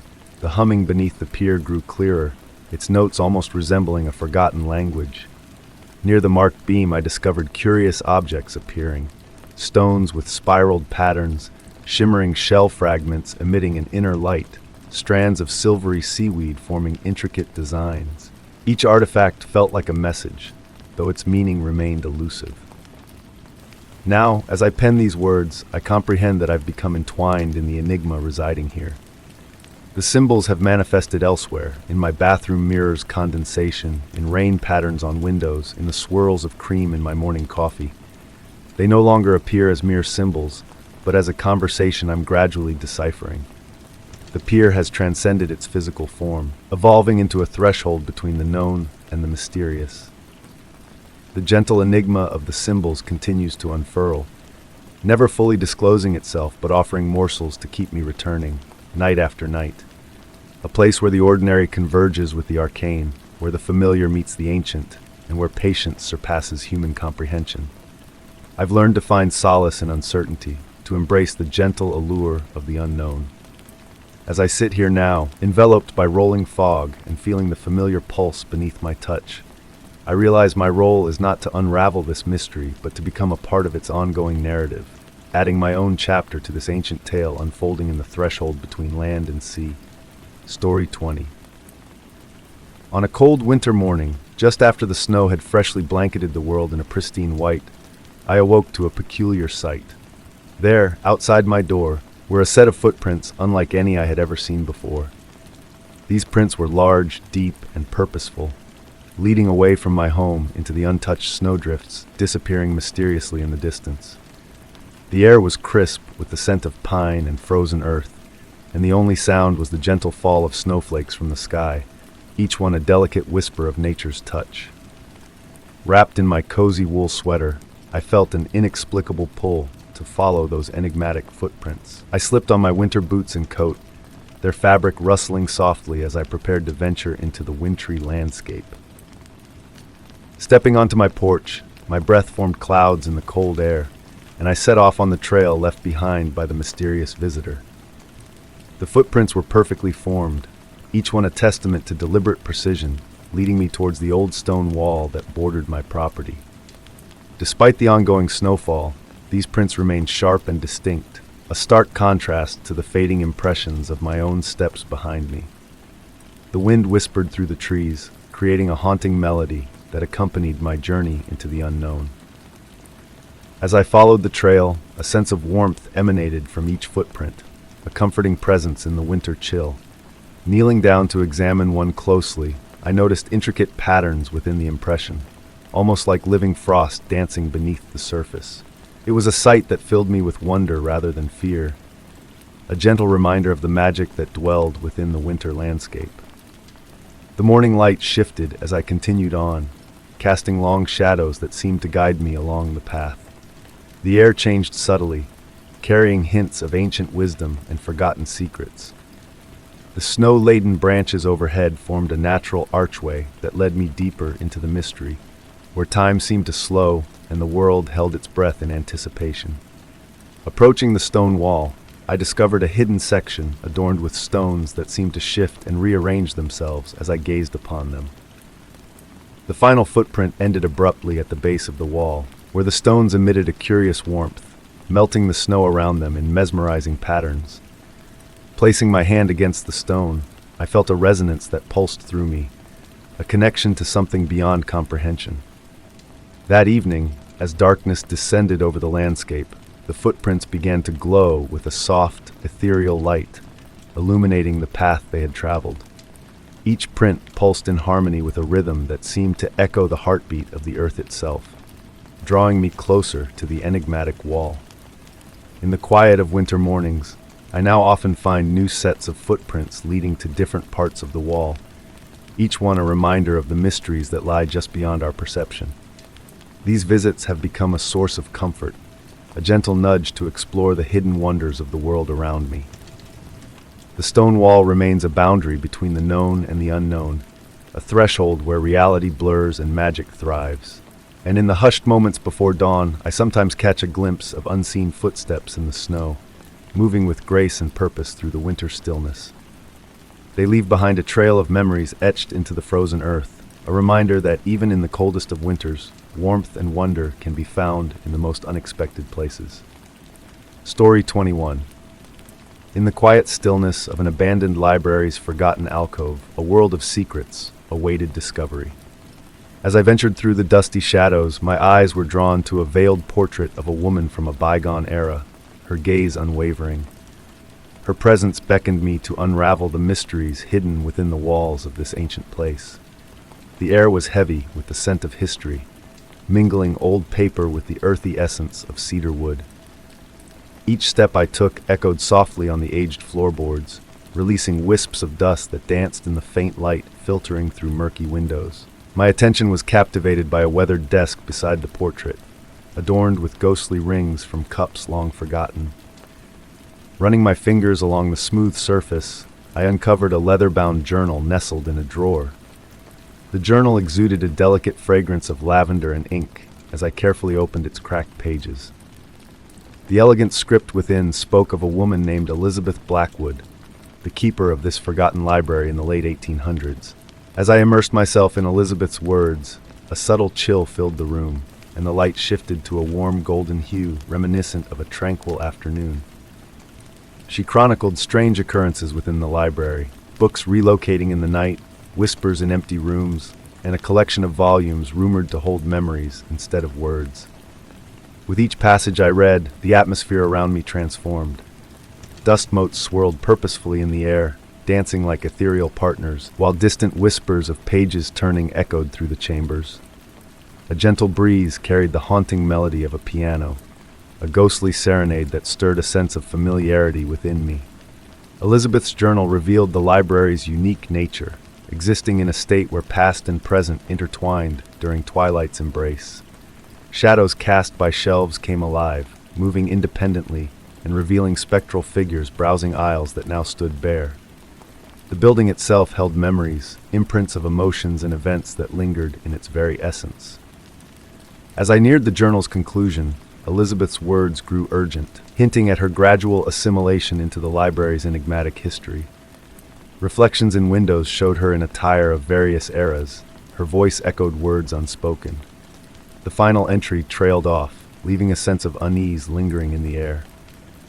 Closing the journal, I caught a glimpse of my altered reflection in a nearby window, a subtle shift that mirrored the library's embrace of my presence.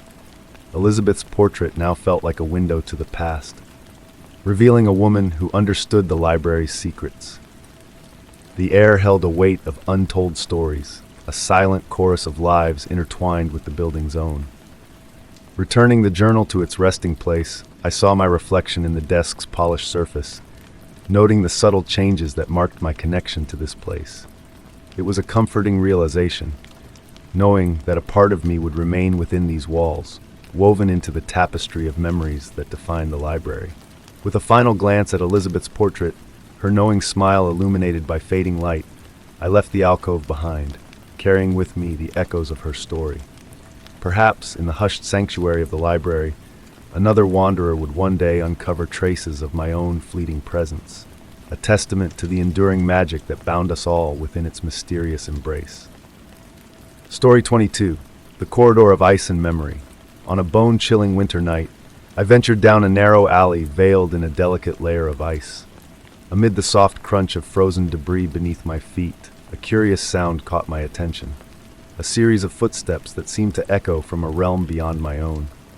The frigid air, tinged with a faint metallic aroma, beckoned me to follow the enigmatic trail leading me into a scene suspended in time. Moonlight cascaded in silvery ribbons through the steam billowing from metal grates, painting ethereal shapes that danced across the frosted brick walls. Each exhale formed a wispy cloud that mingled with the misty veil enveloping the stillness. The footprints I pursued glistened with an otherworldly iridescence, capturing fragments of starlight in each step, a phenomenon I had never before encountered. My fingers brushed against the rough brick facades as I walked, grounding myself in the tactile reality while my thoughts wandered through realms of possibility.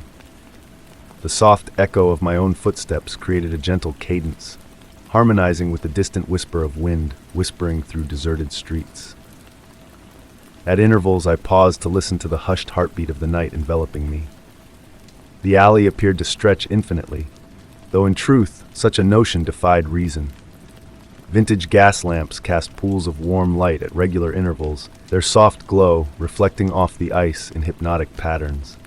As I progressed, the temperature plummeted steadily until even the insides of my nostrils felt crystallized with each breath, the metallic tang growing more pronounced, akin to old copper pennies left out in wintry rain. The enigmatic footprints led me to an ancient wooden door nestled deep within the brick wall, its weathered surface a silvery gray adorned with shifting, intricate patterns that seemed to dance with unseen life. What captured my gaze most was the abrupt cessation of the footprints at the threshold, as if the phantom traveler had dissolved into the ether.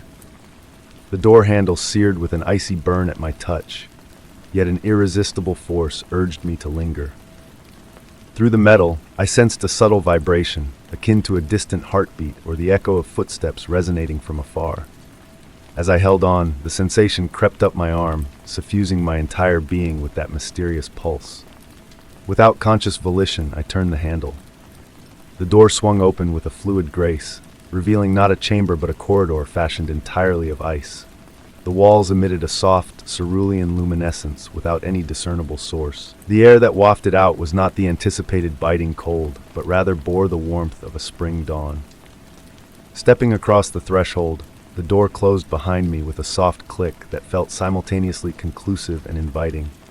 Beneath my feet, the floor felt solid yet ethereal, imparting a weightless sensation to each stride.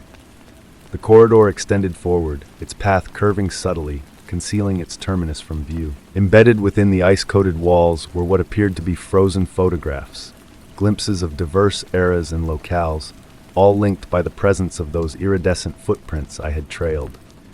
As I delved deeper, the images within the ice seemed to stir, akin to living vignettes.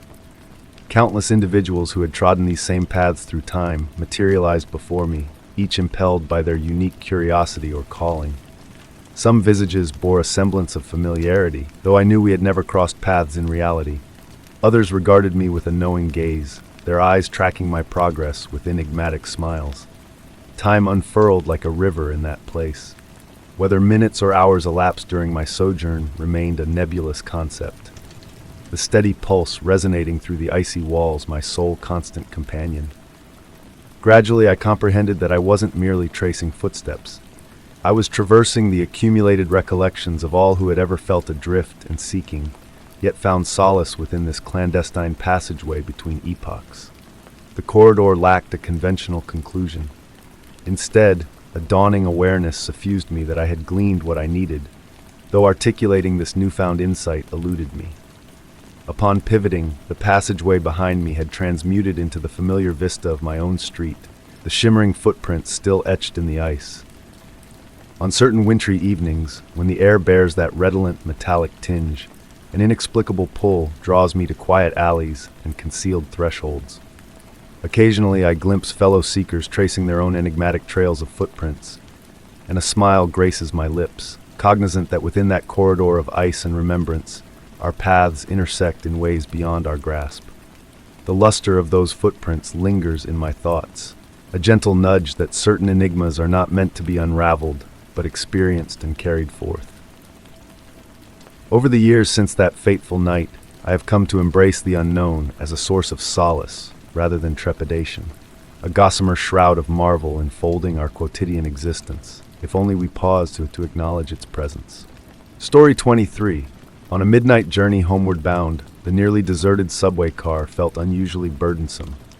In a distant corner, a solitary figure sat in silence, their gaze fixed upon me as the train rumbled through dim tunnels. The air hung heavy with the mingled scents of perspiration and stagnant air, instilling in me an unsettling sensation of being observed. The gentle sway of the carriage and the rhythmic clatter of wheels against tracks wove a hypnotic melody that would typically lull me into slumber. Yet, this night was different. My focus kept gravitating back to the stranger, whose mere presence seemed to warp the very essence of reality surrounding them. The flickering fluorescent lights overhead sporadically cast peculiar shadows that danced across the weathered metal walls. I observed a peculiarity about my fellow traveler. Their silhouette appeared faintly blurred, as if glimpsed through a rain-streaked window. With each blink or shift of my gaze, their contours briefly sharpened before softening once more. The effect was so subtle that I might have attributed it to my weary eyes, had it not been for what occurred next.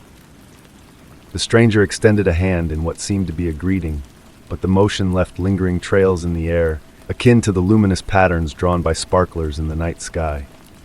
Each gesture rippled through the space around them, distorting the advertisements on the walls behind. The temperature within the car seemed to plummet, eliciting goosebumps on my skin. Time itself began to feel elastic, expanding and contracting with each breath. The intervals between stations lengthened, the darkness beyond the windows grew deeper and more profound. The usual ambient sounds of the subway, the rush of air, the mechanical creaks, the distant echoes, all faded into a velvety silence, leaving only the steady throb of wheels on tracks. I found myself scrutinizing their attire, a blend of modernity and antiquity.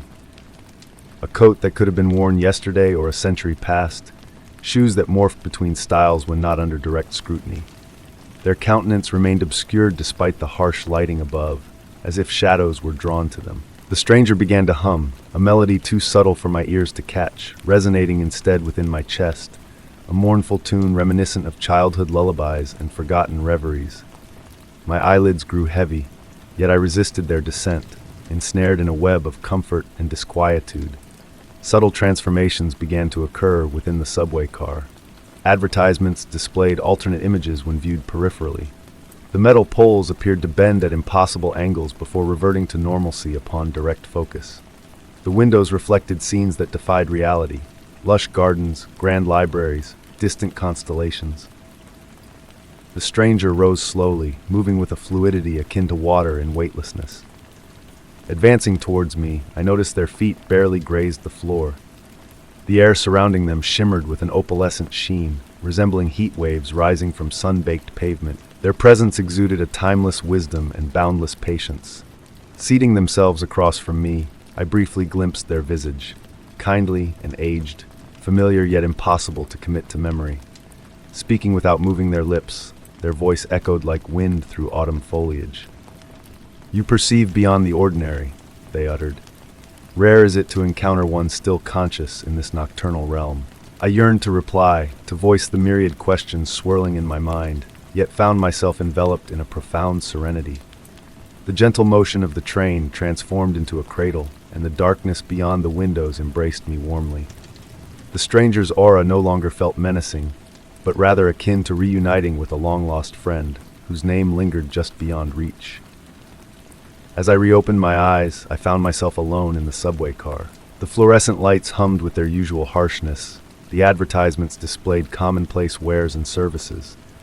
The air had reverted to its customary temperature, and the subway's familiar sounds resumed their melodic chorus. However, a change had transpired. Within the window's reflection, I discerned a subtle iridescence clinging to my garments, reminiscent of dewdrops in a spider's web. Nestled in my pocket, I discovered a ticket stub of unknown origin, inscribed with characters from an unfamiliar alphabet that I somehow comprehended perfectly. Henceforth, during late-night subway rides, I observe my fellow passengers attentively. Occasionally, when the illumination strikes just so, I catch glimpses of blurred outlines and lingering after-images. And on rare occasions, I perceive a distant humming that resonates not in my ears, but in my very bones. a gentle reminder that reality is far more malleable than we presume, particularly within those hazy realms between here and there, between consciousness and slumber. Story 24. In the heart of a forgotten building, I found myself drawn into a realm of mystery. A dare led me to tread the echoing halls where time had woven a tapestry of whispers and shadows.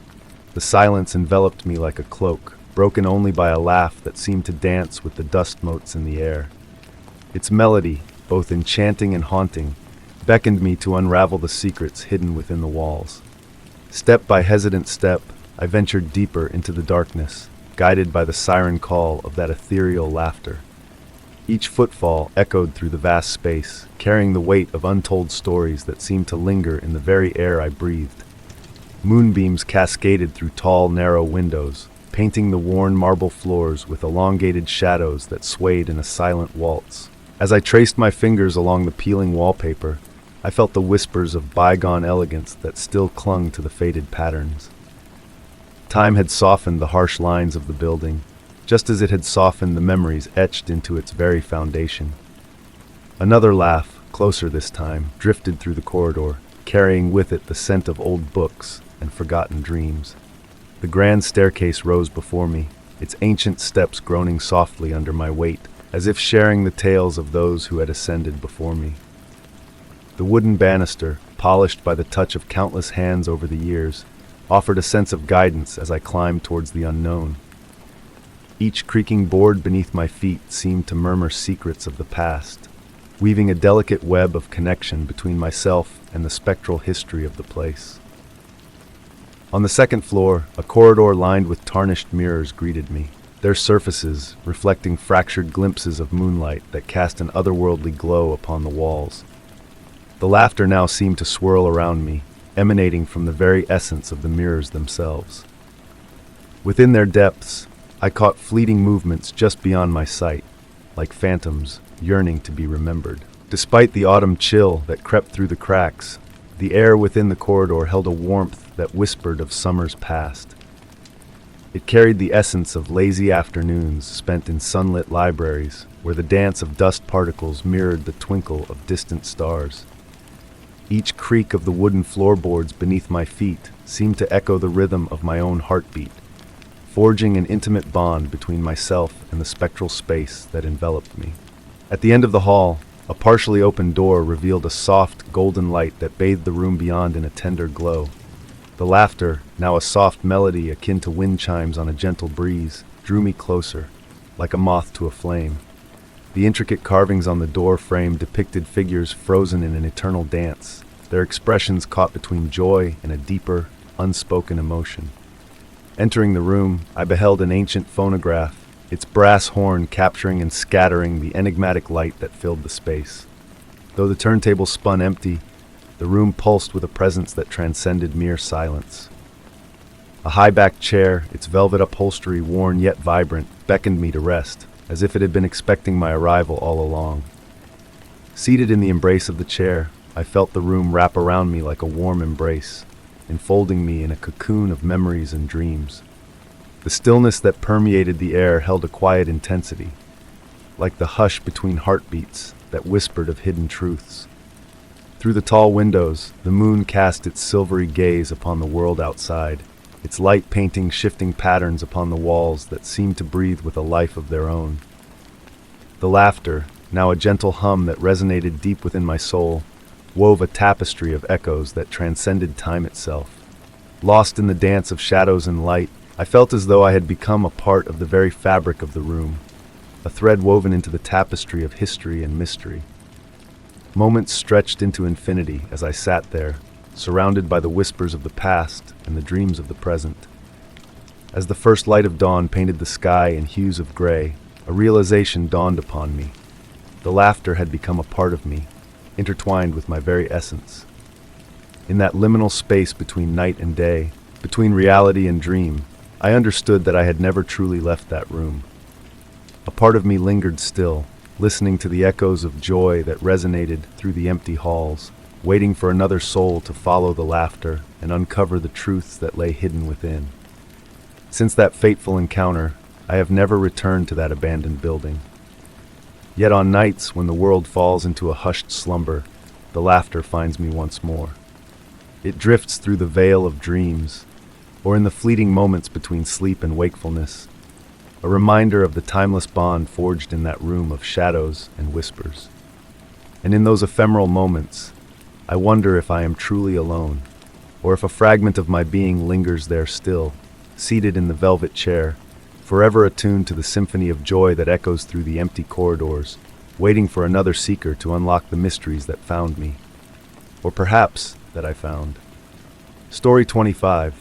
In the hush of an early morning stroll across a tranquil meadow, I halted in my tracks, captivated by the glistening dew that adorned the grass like a myriad of tiny jewels. To my utter surprise, the droplets had coalesced into minuscule, intricate letters, a script crafted by the hand of nature itself. The crisp aroma of moist earth and wild blossoms wafted around me, enveloping me in a soothing embrace, and an undeniable feeling crept over me that this ethereal message was intended solely for my eyes. The mist of dawn lingered close to the ground, enfolding all in a soft opalescent veil. As I knelt down to inspect the dew-kissed grass more closely, my very breath caused delicate ripples to dance through the laden air. The letters glimmered and wavered, their shapes just beyond the grasp of understanding. Each stroke and curve bore a fragile elegance, akin to the most exquisite calligraphy inscribed in liquid crystal. Day after day, I found myself drawn back to that meadow, compelled by an inexplicable force. Each dawn unveiled new messages, their significance forever elusive. With the sun's gentle touch, the dew script evolved, transitioning from distinct, precise forms into abstract designs that dissolved into the verdant carpet below. At times I glimpsed words in unfamiliar tongues, their contours both strange and yet oddly familiar. The gentle susurrus of the wind through the tall grass became my constant companion, harmonizing with the soft melody of early birds heralding the break of day. I began to transcribe these messages into a weathered journal bound in leather, my fingertips tracing the damp imprints as I sketched what I beheld. The paper bore a subtle ripple from the moisture, as if recalling the dew from which the letters had sprung. On a particularly mist-laden morning, a change unfolded before my eyes. The script unfurled from a central point, weaving an intricate mandala of words and symbols. A serene energy permeated the air, muffling the familiar sounds of dawn, as if the meadow itself held its breath. A tingling sensation prickled my skin as I traced the spiraling pattern with my gaze, seeking to decipher its enigmatic arrangement. The messages began to manifest in other places as well. I discovered them etched in the condensation on my bedroom window, each droplet aligned with precision.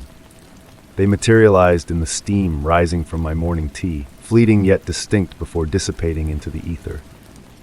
Even the frost patterns on autumn leaves seemed to harbor fragments of this cryptic communication.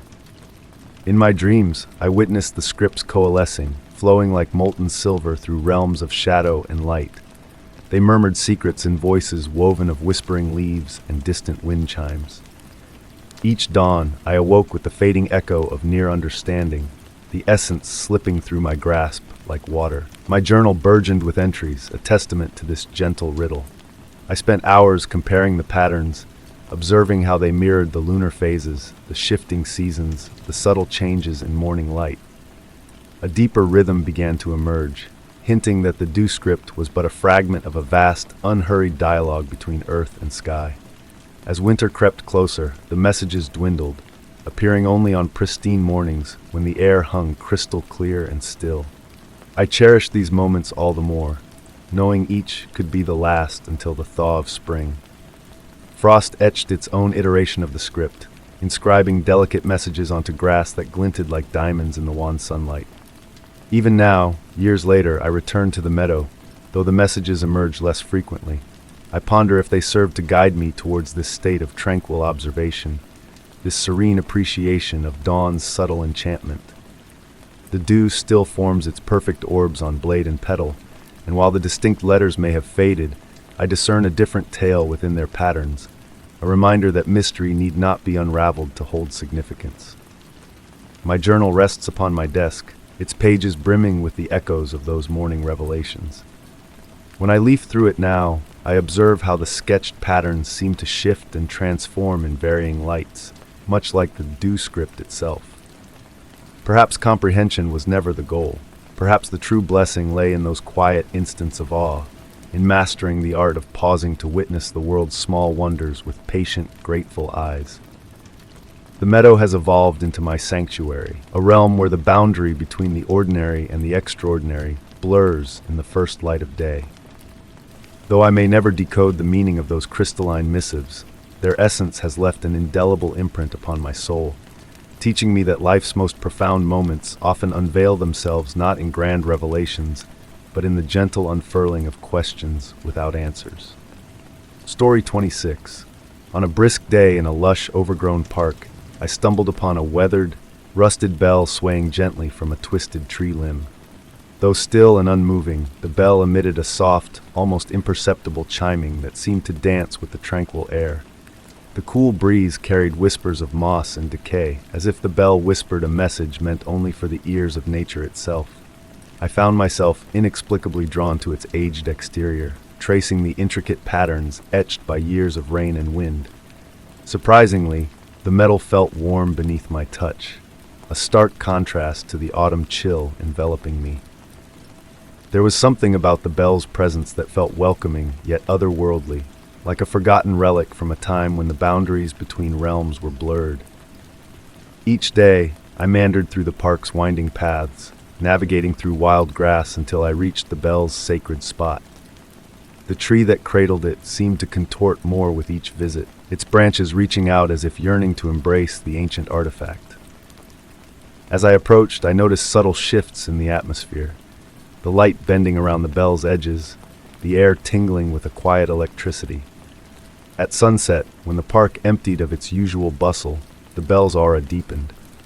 The fading light caressed its surface, unveiling mysterious symbols that seemed to morph and shift with each passing moment, like whispers of secrets long forgotten. I began carrying a notebook, capturing these elusive symbols before they vanished with the dying light. One evening, as darkness draped the park like a velvet cloak, a sound halted me in my tracks. It wasn't the familiar phantom chime of the bell, but a soft hum that seemed to rise from the very ground itself. The grass surrounding the tree swayed gently, untouched by any visible wind. Mesmerized, I watched as tiny points of light emerged from the earth, twirling upwards like ethereal seeds carried by unseen currents. Illuminated by these dancing lights, the symbols on the bell came alive in a mesmerizing display, mirroring the sketches I had painstakingly recorded. In the gentle glow of the lights, a remarkable transformation unfolded before my eyes. The rust that had veiled the bell's surface began to recede, unveiling glimmers of radiant metal beneath. The change was gradual, akin to the slow dissipation of morning dew. With each subsequent visit, I witnessed new facets of the bell's metamorphosis. The tree itself seemed to sprout organic patterns in its bark, echoing the symbols adorning the bell. In the hushed moments of twilight, whispers of distant voices carried on the breeze, speaking in tongues both familiar and enigmatic. One misty morning, a congregation of moths alighted on the bell, their wings adorned with the same intricate patterns I had documented. Motionless, they exuded an air of profound contemplation. As the sun ascended and its rays filtered through the mist, the moth's wings began to glow with a gentle, pulsing light that synchronized with the bell's ethereal chime. Weeks melted into months, and the bell's influence on its surroundings became unmistakable. Spiral patterns adorned the grass beneath the tree, and exotic flowers bloomed in the shadows of its gnarled branches. Park visitors would pause near the tree, their voices falling silent as they gazed upward, even though few seemed to notice the bell itself. I came to realize that the bell was not merely an object, but a gateway, a threshold where reality melded with the unknown. The symbols etched on the bell were not mere decorations, but a language, a silent tale woven into the fabric of existence. On the winter solstice, as daylight waned to its shortest, a revelation unfolded before my eyes. The air shimmered around the bell like a heat mirage, and its phantom chime reverberated through my being. For a fleeting moment, the veil between worlds thinned, revealing a glimpse of countless other bells suspended in their own realities, all linked by the same ethereal melody. They formed a vast tapestry of gateways, each offering a glimpse into realms beyond our comprehension. Now I make my pilgrimage to the bell daily, no longer seeking to unravel its enigma, but content to be a witness to its gradual awakening. The rust continues to retreat, unveiling more of the luminous metal beneath, while the tree's branches cradle it with increasing tenderness. Some days, I simply sit beneath its watchful gaze, listening to its silent song, and observing as reality softly warps around its ancient form. I have come to understand that some mysteries are not meant to be deciphered, but embraced, absorbed slowly like the changing of seasons or the patient growth of trees.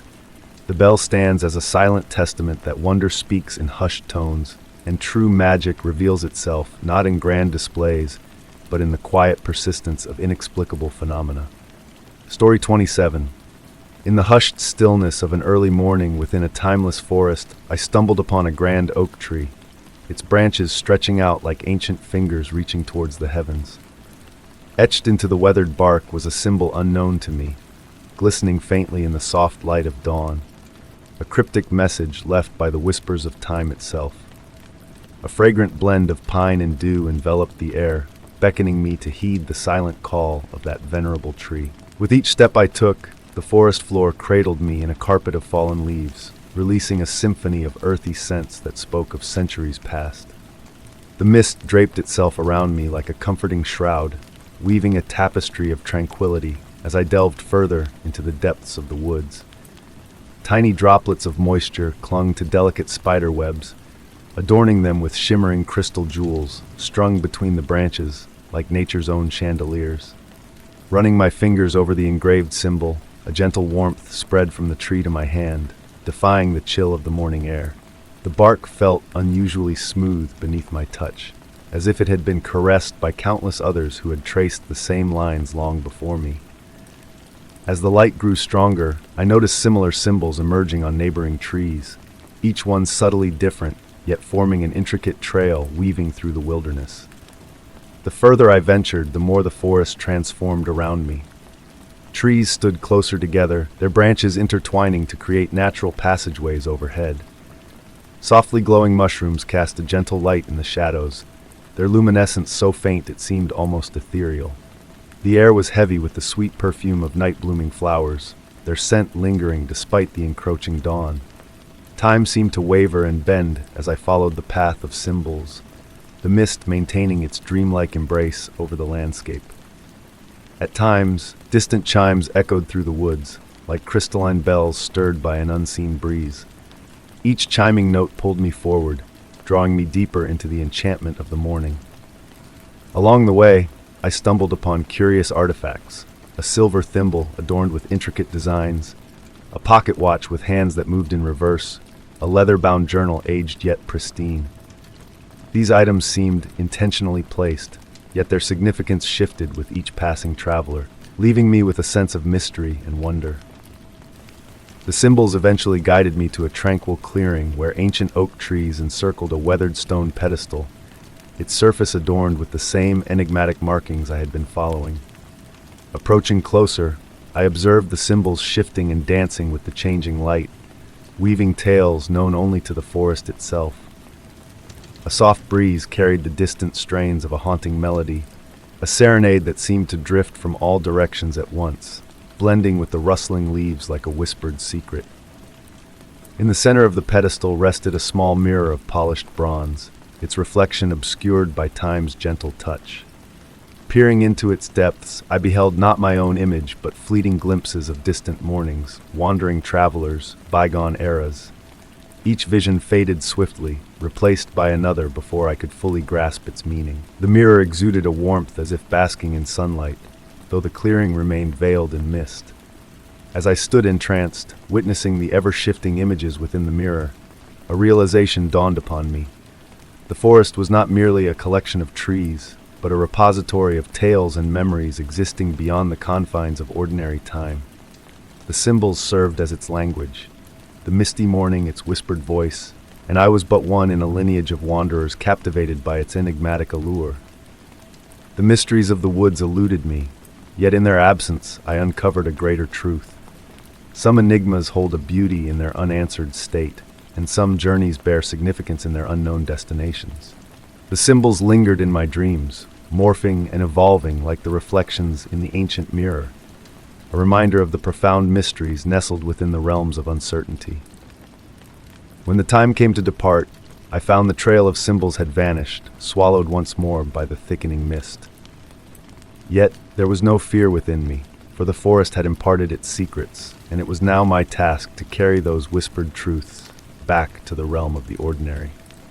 On tranquil mornings, when dew adorns spider webs and mist weaves through the trees, a distant melody lingers in the air, beckoning me to return to the forgotten oak and its silent counsel. The forest retains its mysteries, hidden within the spaces where knowledge meets wonder, inviting wanderers to lose themselves in the embrace of the unknown. Story 28. In the depths of my home, amongst forgotten relics of time, I stumbled upon a secret locked drawer nestled within an ancient desk. With a gentle push and a faint click, the drawer yielded to my persistence, revealing a hidden treasure, a note delicately folded and tinged with the passage of years. The paper, weathered and yellowed, bore the marks of a bygone era, its elegant script hinting at untold truths veiled within the house's history. A subtle fragrance, a blend of cedar and aged ink, wafted from the note, weaving a tapestry of intrigue around me, beckoning me to delve into its enigmatic contents. As I unfurled the fragile paper, the soft rustle of ancient parchment whispered secrets in the hushed room. Evening light filtered through lace curtains, painting ethereal patterns on the worn surface of the desk, casting a tranquil spell over the space. A sense of anticipation hung in the air, thick yet comforting, akin to the calm before a gentle rainfall. The note bore witness to a distant time, its opening words penned in flowing script that spoke of a confessional bond. "My dearest friend," it began, drawing me into a narrative shrouded in mystery. Each sentence unfurled a tapestry of peculiar occurrences within these very walls, phantom footsteps echoing in empty corridors, objects shifting in silent solitude, and the enigmatic appearance of fresh blooms in a vase under the full moon's watchful gaze. Enthralled, I sank deeper into my chair, captivated by the unfolding tale.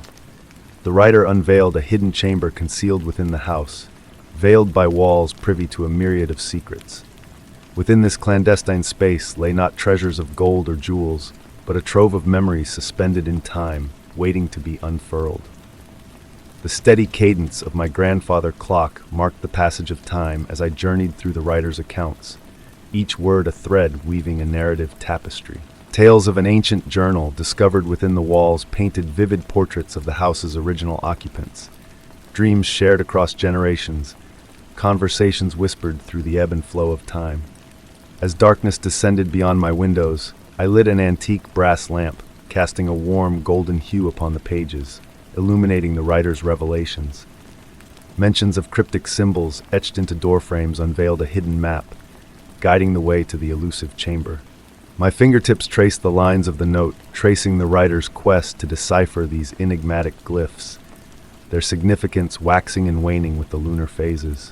The rustle of wind through trees outside provided a gentle symphony to accompany my exploration, their branches casting shifting shadows on the walls, a dance of light and dark.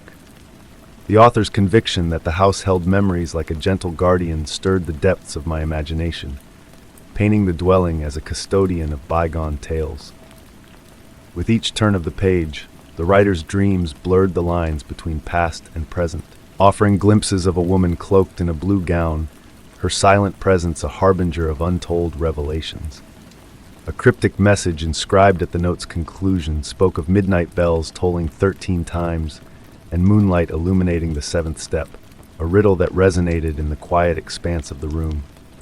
Breath held, attuned to the symphony of night sounds, the creak of floorboards, the sigh of wind, the whisper of time, I absorbed the final words of the note, a mosaic of enigma and wonder. The unsigned missive left me adrift in a sea of questions, poised on the precipice of discovery. As I tenderly folded the paper, a faint glimmer caught my eye, a sketch adorning the edge of the page, a familiar geometric pattern etched into my consciousness. Gazing up from the desk, the room enveloped in shadows save for the warm glow of the lamp, I sensed a shift in the house's aura, a newfound awareness of its rich tapestry of narratives. Returning the note to its resting place, unlocked and open, I embraced the notion that this unveiling marked but the prologue to a grander saga, a mystery unfolding like the gradual light of dawn. In the dimming twilight, I pondered the possibility of dreams intertwined with the woman in blue, her secrets waiting to unfurl in the stillness of night. The grandfather clock's steady pulse persisted, a comforting lullaby, while a distant church bell tolled in the night, its echoes lingering in the chamber of my thoughts. Counting the chimes, lost in the reverie of the note's revelations, I fancied the whisper of silk, the ethereal passage of the blue-clad apparition through the silent room. Story 29. In the cozy warmth of my beloved coffee haunt one drizzly morning, a neatly folded note awaited me on the table. The paper, crisp to the touch, bore elegant script I couldn't quite place, carrying a delicate hint of lavender mingled with the rich aroma of coffee beans. As I perused the enigmatic message, a shiver danced down my spine, a silent promise of an extraordinary journey about to unfold. This was no mere happenstance, but a deliberate invitation into a world veiled from casual eyes. The note's words were simple yet laden with mystery. Seek out the woman draped in a pearl gray coat. Every Tuesday, at the stroke of 9:17 a.m., she graces this place.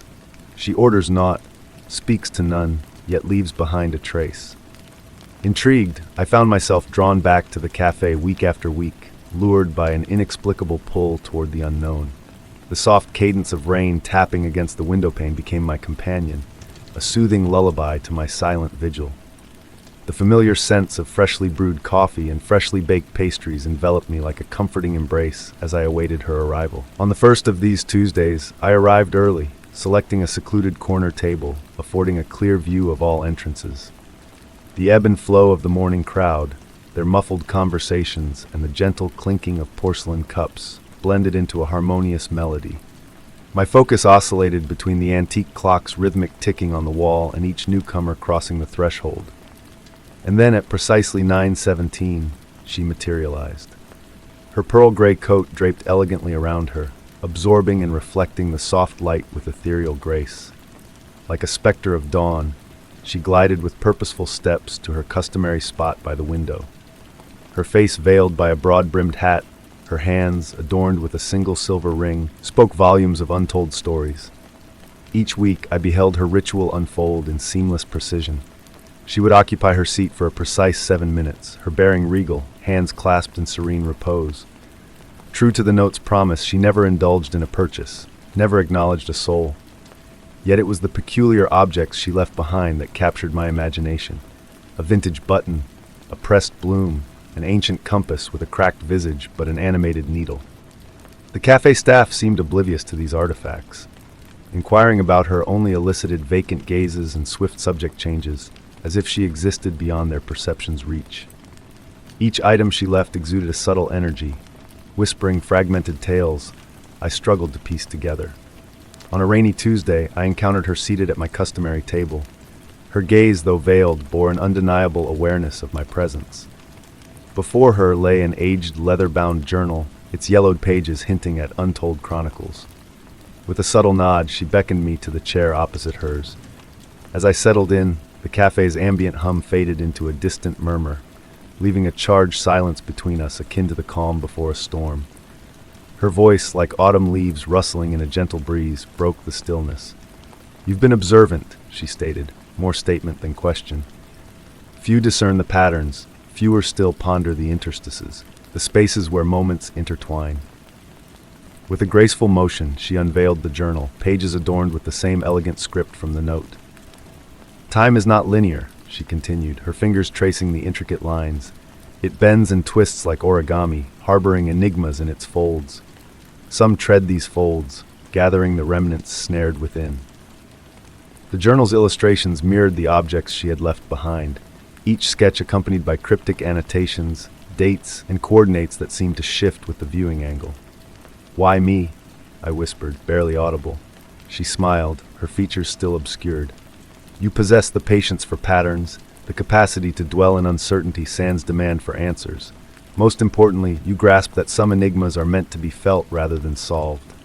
Rising, she left the journal behind. "Your turn now," she murmured. "Watch for those attuned to the patterns. Lead them back to wonder." When I glanced up from the journal, she had vanished. The cafe's ambient symphony flooded back in, the rain's gentle cadence against the panes, the lingering aroma of coffee. The journal, tangible beneath my touch, now blank where once cursive danced. Every Tuesday at 9:07 a.m., I revisit the cafe. Sometimes I catch sight of kindred spirits quietly observing. Occasionally I leave behind small tokens, a weathered key, a pressed leaf, a smooth sea glass piece weathered by time. Witnessing the spark of curiosity in their eyes as they discover these offerings, I comprehend that while the woman in the pearl gray coat may have departed, her essence lingers in the hushed interludes between heartbeats, in the rain's gentle caress against the windows, in the spiraling steam from coffee cups. I've come to realize that some mysteries need not be unraveled, but revered, shared, like whispered secrets in the fleeting spaces between heartbeats. Story 30. In the hush of a late evening stroll through a tranquil city park, my attention was captivated by the statues adorning the square. Bathed in the soft radiance of a lone street lamp, their stoic expressions seemed to exchange silent glances, as if engaged in a clandestine conversation. The crisp night air, laced with the fragrance of rain and pavement, led me to ponder whether these silent sentinels held within them the ancient tales of the city, shielded from the hustle of modernity. Among them, a particular statue caught my eye, a woman garbed in Victorian attire, cradling what appeared to be a book. Her countenance exuded a serene tranquility that drew me nearer. With each step towards her, the gentle rustle of wind through nearby branches orchestrated a melodic symphony, drowning out the distant hum of passing cars. The weathered gleam of her stony form captured the lamplight in a mesmerizing dance, casting ever-shifting patterns that mesmerized me. A peculiar detail seized my attention. Despite the recent rainfall, her book remained immaculately dry, a stark contrast to the glistening surroundings. This anomaly, rather than unsettling, ignited a spark of fascination within me. Night after night, I found myself irresistibly drawn back to the park, propelled by an inexplicable curiosity. Subtle alterations in the statue's poses began to reveal themselves. Minuscule adjustments in the tilt of a head or the placement of a hand. These changes were so subtle that I questioned the reliability of my own recollection, pondering if perhaps the shifting shadows were playing tricks on my senses. On one misty evening, the park assumed an otherworldly ambience. The fog enveloped the statue bases like a tender caress, and an eerie stillness hung in the air. The woman with the book appeared different somehow. Her gaze, previously fixed straight ahead, now seemed to lock with the eyes of the gentleman statue across the path, a figure in a top hat holding a pocket watch. The gentle patter of raindrops on leaves created a rhythmic lullaby as I settled onto a nearby bench. The cool dampness carried the earthy scent of wet stone and autumn foliage, lulling me into a state of tranquil introspection.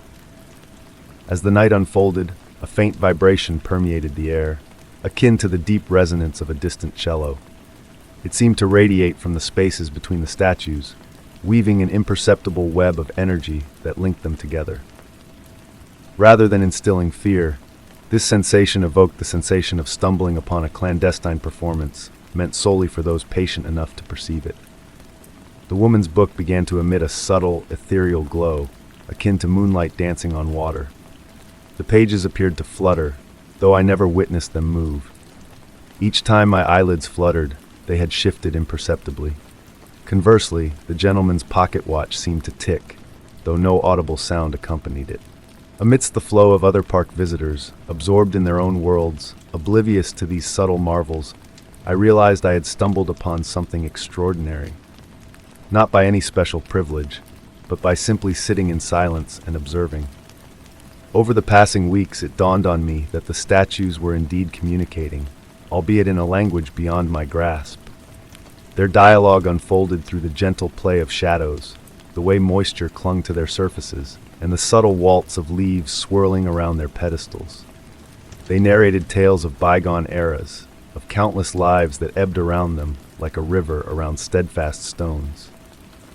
I came to understand that the woman's book housed not pages, but memories, fragments of stories harvested from generations of park visitors who paused in their daily rush to share a moment of stillness with these timeless onlookers. The gentleman's watch measured time not in hours and minutes, but in the unhurried cadence of seasons and years. Now, on serene evenings, I bring my own book to the park. Nestled beneath the gentle glow of the lamplight, I read, immersing myself in their measured discourse. The statues seem to welcome my presence, enmeshing me in their delicate interplay of light and shadow. What once evoked an enigmatic enigma has blossomed into something far more precious, a reminder that certain queries are best left as gentle musings, that not all exchanges necessitate words, and that the most profound connections often transpire in profound silence. The statues persist in their timeless dialogue, and I have found solace in being both a spectator and a participant in their silent communion. As I pen these words, seated on my accustomed bench amidst the deepening twilight, the woman with the book appears to offer a subtle smile, or perhaps it is a mere trick of light upon aged metal. The gentleman's watch shimmers in the lamplight, keeping time in its cryptic manner. Once more the mist descends, enveloping me in that familiar sensation of being enfolded within a tale devoid of origin and conclusion, existing solely in the eternal present shared between stone witnesses and those who pause long enough to perceive their dance. Story 31. On a typical evening, the rain suddenly poured down, prompting me to seek shelter beneath an awning. Amidst the rhythmic drumming of raindrops on the ground, a soft, urgent whisper caught my attention, carried by the storm. The air was cool and damp, filled with the fragrance of fresh rain and distant thunder. While the whispered message hinted at enigmatic secrets the storm was eager to unveil. Entranced by the sound of raindrops tapping on the canvas above me, I heard the whisper once more, clearer this time, as if someone were speaking right behind me. Turning around, I found only empty space and the encroaching darkness of dusk. The street lamps flickered to life, casting a gentle glow that created halos in the misty atmosphere. It felt as though the voice was beckoning me forward, guiding me into a narrow alley flanked by weathered brick buildings. Normally, I would have dismissed such a notion as folly, but there was an inexplicable allure to this particular evening. The whisper held no malice, only a gentle insistence reminiscent of my grandmother's soothing bedtime stories. As I cautiously stepped into the alley, the rain softened to a gentle mist, and the warm brick walls seemed to radiate a comforting heat, despite the cool night air, as if they harbored the essence of centuries of sunlight. My footfalls created soft splashes in the shallow puddles, forming mesmerizing patterns of light reflections. The alley opened up to reveal a secluded courtyard, shielded from the outside world by the surrounding buildings. At its center stood an ancient fountain, its stone weathered by time and elements. Water trickled from its spout, harmonizing with the rain to produce a tranquil melody. The whisper appeared to emanate from the fountain itself, growing more distinct as I drew nearer. Clusters of small blue flowers adorned the base of the fountain, their petals emitting an otherworldly glow that pulsed in harmony with the falling water. These flowers, both ancient and newly blossomed, seemed to exist outside the constraints of time, evoking a sense of profound familiarity. Kneeling beside the fountain, I was drawn by an inexplicable sense of déjà vu. Faint markings adorned the stone, resembling inscriptions of an unknown language that seemed to shift beneath my touch, resembling words written in water. The whisper evolved into coherent sentences, alluding to memories, promises, and the spiraling cycles of time mirrored in the fountain's waters. It narrated tales of past visitors who had been drawn to this place on rainy nights throughout the ages, guided by the same gentle summons. In the pool of the fountain, I beheld reflections that defied logic, glimpses of bygone eras, alternate lives, and moments long past. Each reflection shimmered and dissolved like fleeting dreams upon waking, leaving behind a faint impression of the enigmatic scenes I had witnessed. The blue flowers continued their gentle pulsing, casting ethereal shadows that danced across the courtyard walls. Time seemed to flow differently within this hidden sanctuary, akin to honey cascading slowly from a spoon, imbued with a sweet, unhurried essence. Unfettered by the encroaching darkness, I felt no compulsion to depart, swathed in the comforting embrace of the whispers, akin to a lullaby from childhood echoing faintly in my mind. As I lingered by the fountain, the rain persisted in its gentle descent, creating a veil of water that separated this mystical enclave from the mundane world beyond. The whispers divulged secrets that I knew would forever elude full comprehension, yet would linger in the recesses of my dreams. When I eventually rose to depart, I noticed a solitary blue flower had detached itself, alighting gently in my open palm. Though its luminance had waned to match the natural world, its beauty remained undiminished. While the whispers gradually dissipated as I retraced my steps through the alley, their presence lingered like a warm caress. Stepping back onto the street, I discovered the rain had ceased, yet the air retained a palpable humidity. The familiar glow of street lamps illuminated the glistening pavement, signaling the return to ordinary life's cadence. However, I was acutely aware of the transformation wrought by my encounter, marked by the gentle mystery of that concealed courtyard. On rainy evenings since, I occasionally catch a faint echo of those whispers carried on the breeze. The blue flower rests on my windowsill, outwardly appearing entirely ordinary to casual observers. Yet, in the hush of night, when the world falls silent, it continues to pulse with a soft light, a reminder of promises woven in the rain, of enigmas that lie just beyond our everyday perception, patiently awaiting discovery by those attuned to the whispers within the storm. Story 32. On a tranquil evening, enveloped by a sudden downpour, I ventured outside to retrieve my umbrella, only to discover a trail of muddy footprints leading away from my doorstep. The raindrops fell with a steady rhythm, creating a soothing white noise that masked the usual sounds of the night. A mysterious presence lingered in the chill, an unspoken visitor whose silent passage left me both intrigued and unsettled. Beneath the soft glow of the porch light, I observed as the water droplets methodically blurred the edges of each footprint, transforming them into gentle, indistinct shapes against the damp concrete. The footprints, not quite matching any shoes I owned, held a peculiar familiarity. They appeared to have been left by someone moving with deliberate grace, each step infused with purpose. What intrigued me most was the faint shimmer that seemed to dance upon them in the dim light, as if they held fragments of reflected moonlight within. Compelled by an inexplicable curiosity, I found myself following the trail, my own footsteps blending harmoniously with the rain's gentle patter on my coat. The air carried the rich scent of wet earth intertwined with a delicate fragrance reminiscent of old books and dried flowers.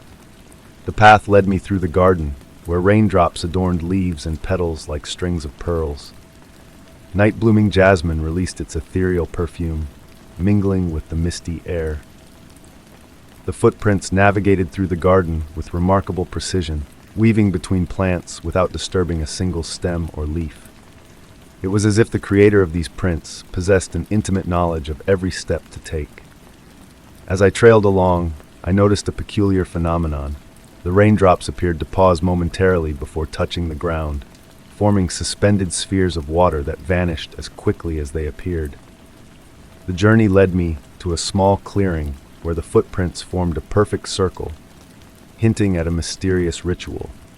The grass within the circle seemed to shimmer with life, each blade swaying in an unseen breeze. Kneeling down, I touched the grass, feeling a gentle vibration that resonated through my fingertips. Within the circle, the raindrops sang a soft, melodic tune as they descended.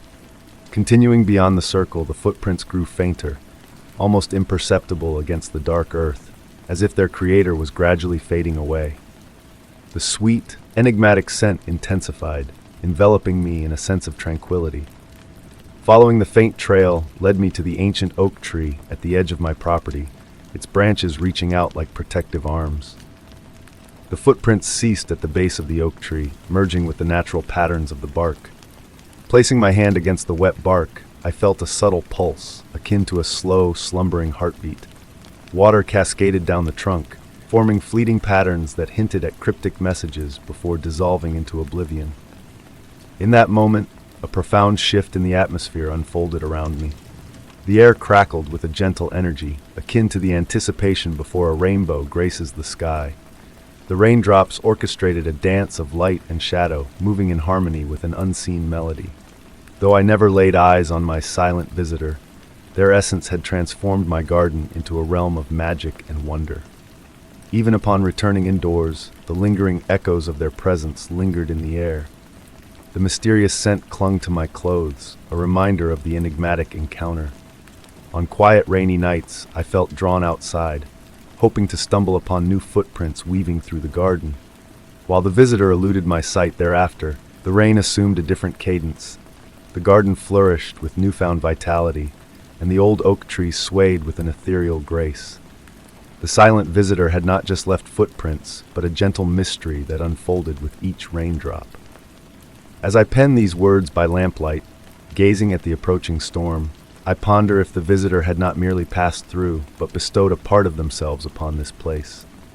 In the hushed moments before slumber, when rain whispers against my window, I swear I can discern distant footsteps melding seamlessly with the rain's rhythm, a testament to the enduring presence of the ethereal visitor in my garden. Story 33. On a serene evening, as I wandered along the riverbank, a peculiar sight captured my attention. It wasn't my own reflection gazing back at me from the water's surface, but a ghostly apparition observing me in silence. The gentle murmur of the river, accompanied by the earthy aroma of damp soil and wildflowers, hinted at hidden depths beneath the tranquil exterior of the water. These evening strolls by the river had always been my solace. The way the setting sun bathed the sky in hues of amber and lavender, the whisper of the wind through the tall grass, and the soft moss underfoot, it was my sanctuary. Yet on this particular evening, an inexplicable shift tinged the air. Nature seemed to hold its breath, enveloping me in an unusual stillness. As I gazed intently at the water's surface, the enigmatic reflection remained motionless, unaffected by the ripples disturbing the surrounding water. It almost resembled a face, albeit not entirely human, more like a fleeting impression, with features that defied focus, ever changing. Amidst this shifting visage, the eyes remained a constant presence, deep, knowing, and strangely familiar. The gravel softly crunched beneath my steps as I knelt closer to the riverbank, drawn by a magnetic pull. A cool mist rose from the water, carrying the sweet fragrance of water lilies and moss. In the distance, the gentle call of an owl blended with the rhythmic flow of the river, creating a melody of nature's symphony. Night after night, I found myself returning to that spot, compelled by an unseen force. Each visit unveiled new wonders, a glimmer of movement beneath the surface, a faint melody rising from the depths, barely audible above the river's soft song. The face in the water became a comforting presence, akin to an old friend harboring untold secrets. Over time, subtle changes unfolded in my surroundings. The wildflowers bloomed more vibrantly, fireflies danced in greater numbers, and the air crackled with a gentle energy that tingled on my skin. One tranquil evening, under the moon's silver gaze, a remarkable discovery awaited me. As my fingers grazed the water's surface, a warmth enveloped me, defying the cool night air. Ripples of light cascaded outward, akin to liquid starlight, as the face in the water bestowed a smile, expressed not through lips, but through eyes brimming with warmth that seeped into my very soul. It was then that a realization dawned upon me. The river wasn't merely reflecting images, it was a portal to a realm existing between worlds. The face was not a ghost, but a gateway to a reality intertwined with our own, visible only to those who dared to truly see. Occasionally now, as twilight descends and I sit by the river, ancient whispers weave through the water's flow. Though the face appears less frequently, its essence lingers in the water's movements, in the dance of light and shadow upon the surface. The river has transformed into more than a mere location. It has become a protector of enigmas, a custodian of secrets unveiled solely to patient listeners. This tale has remained my solitary treasure, shared with none until now. Skeptics may dismiss it as a figment of imagination, a play of light on a weary mind. Yet, on tranquil evenings when reality and dreams meld, I return to the river. And sometimes, just sometimes, I glimpse those wise eyes in the depths, affirming that the greatest mysteries are felt, not seen. The face in the river imparted wisdom, teaching me that certain questions require no answers. Some mysteries are best left unsolved. So now, as I meander along the riverbank, I carry this revelation as a cherished secret, acknowledging the fluid boundary between the ordinary and the extraordinary, forever shifting, yet eternally constant. Story 34. In a dimly lit, forgotten bookstore, I stumbled upon an ancient novel cloaked in the scent of aged paper and fading memories. Its weathered leather cover beckoned to me, whispering of untold secrets waiting to be unraveled. Nestled within the fragile pages, a shimmering bookmark caught my eye, its intricate design dancing with a mysterious, enchanting glow that seemed to defy the laws of reality. As I curled up in my cozy reading nook that evening, the soft lamplight casting ethereal shadows around me, I noticed a curious phenomenon unfolding before my eyes. The bookmark's delicate patterns appeared to subtly shift, like whispers of a hidden current beneath a placid surface, captivating me with their elusive dance. The metal filigree reflected light in mesmerizing ways, casting enchanting auroras that painted the room in a dreamlike hue. Initially, the novel seemed unremarkable, a forgotten romance from a bygone era. But as I delved into its pages, tracing the elegant script with my fingertips while the bookmark hummed with a cool energy, a transformation took place. The words on the page began to weave a new narrative, familiar phrases taking on a deeper significance, as if revealing layers of hidden truths that had been dormant for centuries. Between the lines, phantom stories emerged, written in an elegant script that shimmered and faded like elusive dreams. Night after night, I found myself drawn back to the book, the bookmark a silent sentinel of mystery in my hands. The hushed whispers of turning pages became a soothing ritual, lulling me into a trance where I could almost hear a distant melody emanating from the bookmark, a haunting tune that tugged at memories just beyond reach. Sometimes, as sleep threatened to claim me, I would awaken to find the bookmark had shifted to a new page, guiding me to passages that seemed to resonate with my very soul. The tale within the book spoke of secret gardens, enigmatic doorways, and ancient libraries where time ebbed and flowed like a timeless river. In my half-awake state, I questioned whether these passages had always existed or if they materialized in the liminal space between consciousness and slumber. The influence of the bookmark extended beyond the confines of the novel, imbuing everyday objects with a sense of profound significance. My grandmother's antique mirror reflected fleeting images I could not place, vanishing when I tried to focus on them. The plants on my windowsill seemed to mimic the intricate designs of the bookmark, growing in patterns that mirrored its cryptic symbols. One tranquil evening, rain tapping softly against the window panes, I beheld words materializing on the bookmark's surface, delicate script that appeared and dissipated like breath on a frosty window pane. They spun a tale of a librarian from a bygone era, a keeper of stories who fashioned the bookmark from stardust and whispers, endowing it with the power to unveil the concealed narratives that lingered between the lines of written words. With each turn of the page, I glimpsed the interconnectedness of all stories, a vast tapestry of narrative threads weaving together into a singular cosmic tale. Weeks drifted by, and I underwent a subtle transformation. My dreams grew vivid, populated by endless libraries that stretched into infinity. Everywhere I looked, I saw stories, in the fractured sidewalks, the fallen leaves, the murmurs of strangers passing by. The bookmark had awoken a dormant awareness within me, a realization of the narrative essence that permeated reality itself. As I approached the conclusion of the book, certain pages began to rewrite themselves, characters reshaping their destinies with each reading. The bookmark pulsed with a gentle warmth, a silent witness to the evolution of the tale. The final chapters of the novel remained in flux, shifting and reshaping like grains of sand in an ever-turning hourglass. Some nights they whispered of closure and revelation, while on others they unfurled into new enigmas that beckoned me further into the labyrinthine plot. During these moments of transformation, the bookmark's glow intensified, its patterns swirling with a newfound vigor.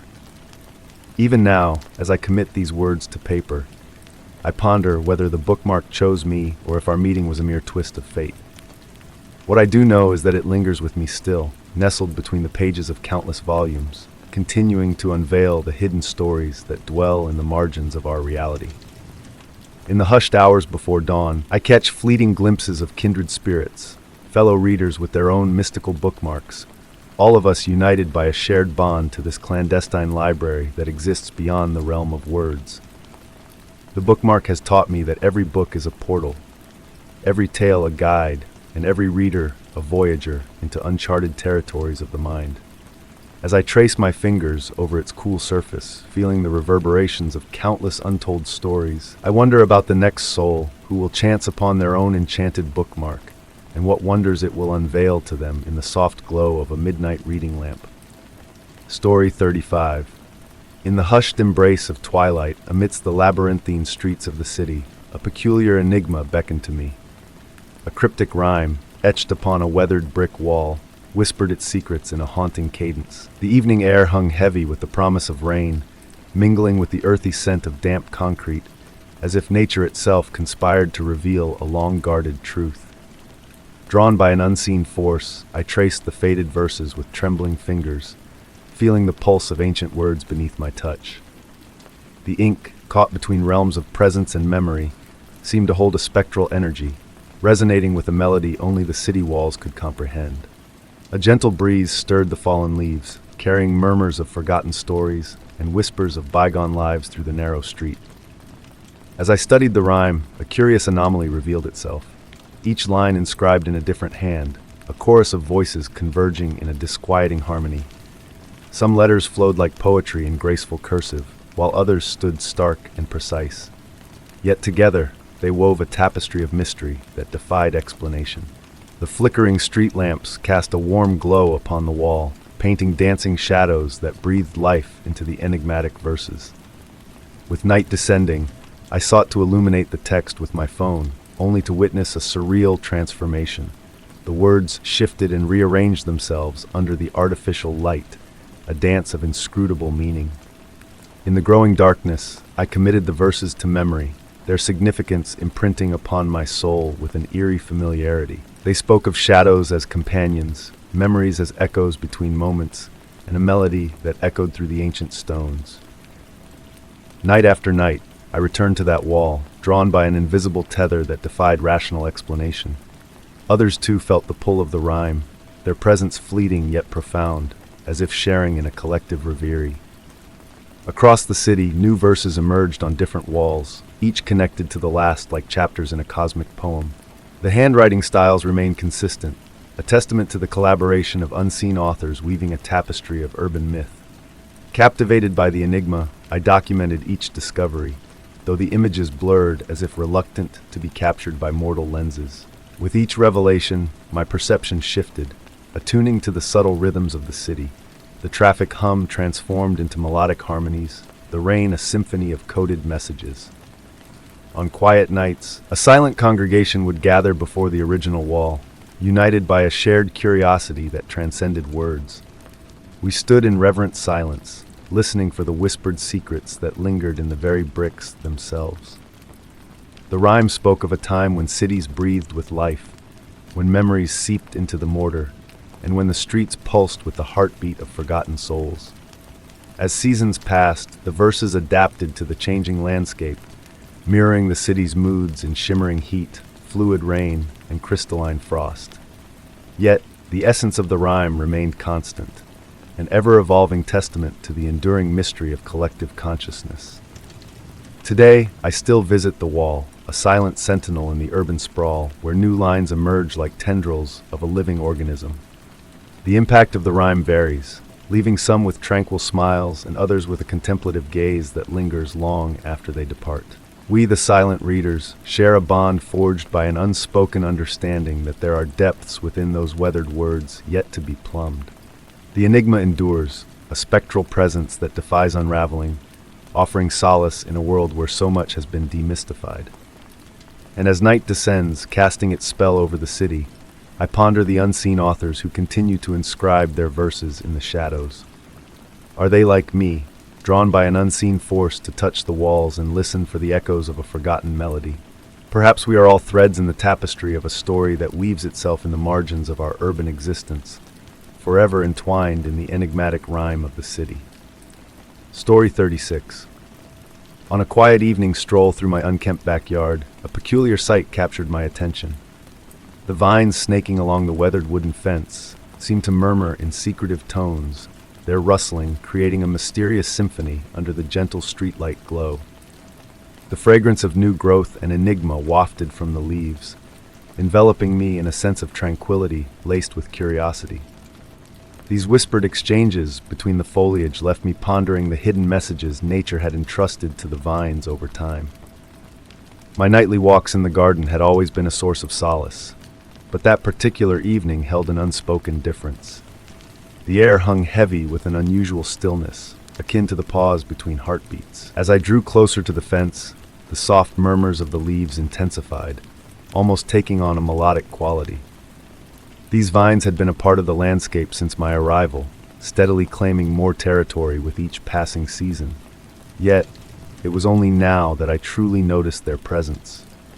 The soft crunch of fallen leaves echoed beneath my steps, adding a rhythmic layer to the nocturnal symphony of the garden. Crickets serenaded the night with their chirps, accompanied by the occasional crystalline notes from a distant wind chime. Intrigued, I found myself drawn towards the fence, my fingers skimming the weathered wood grain.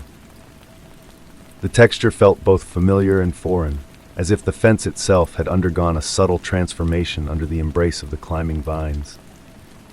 It was then that I discovered the carvings.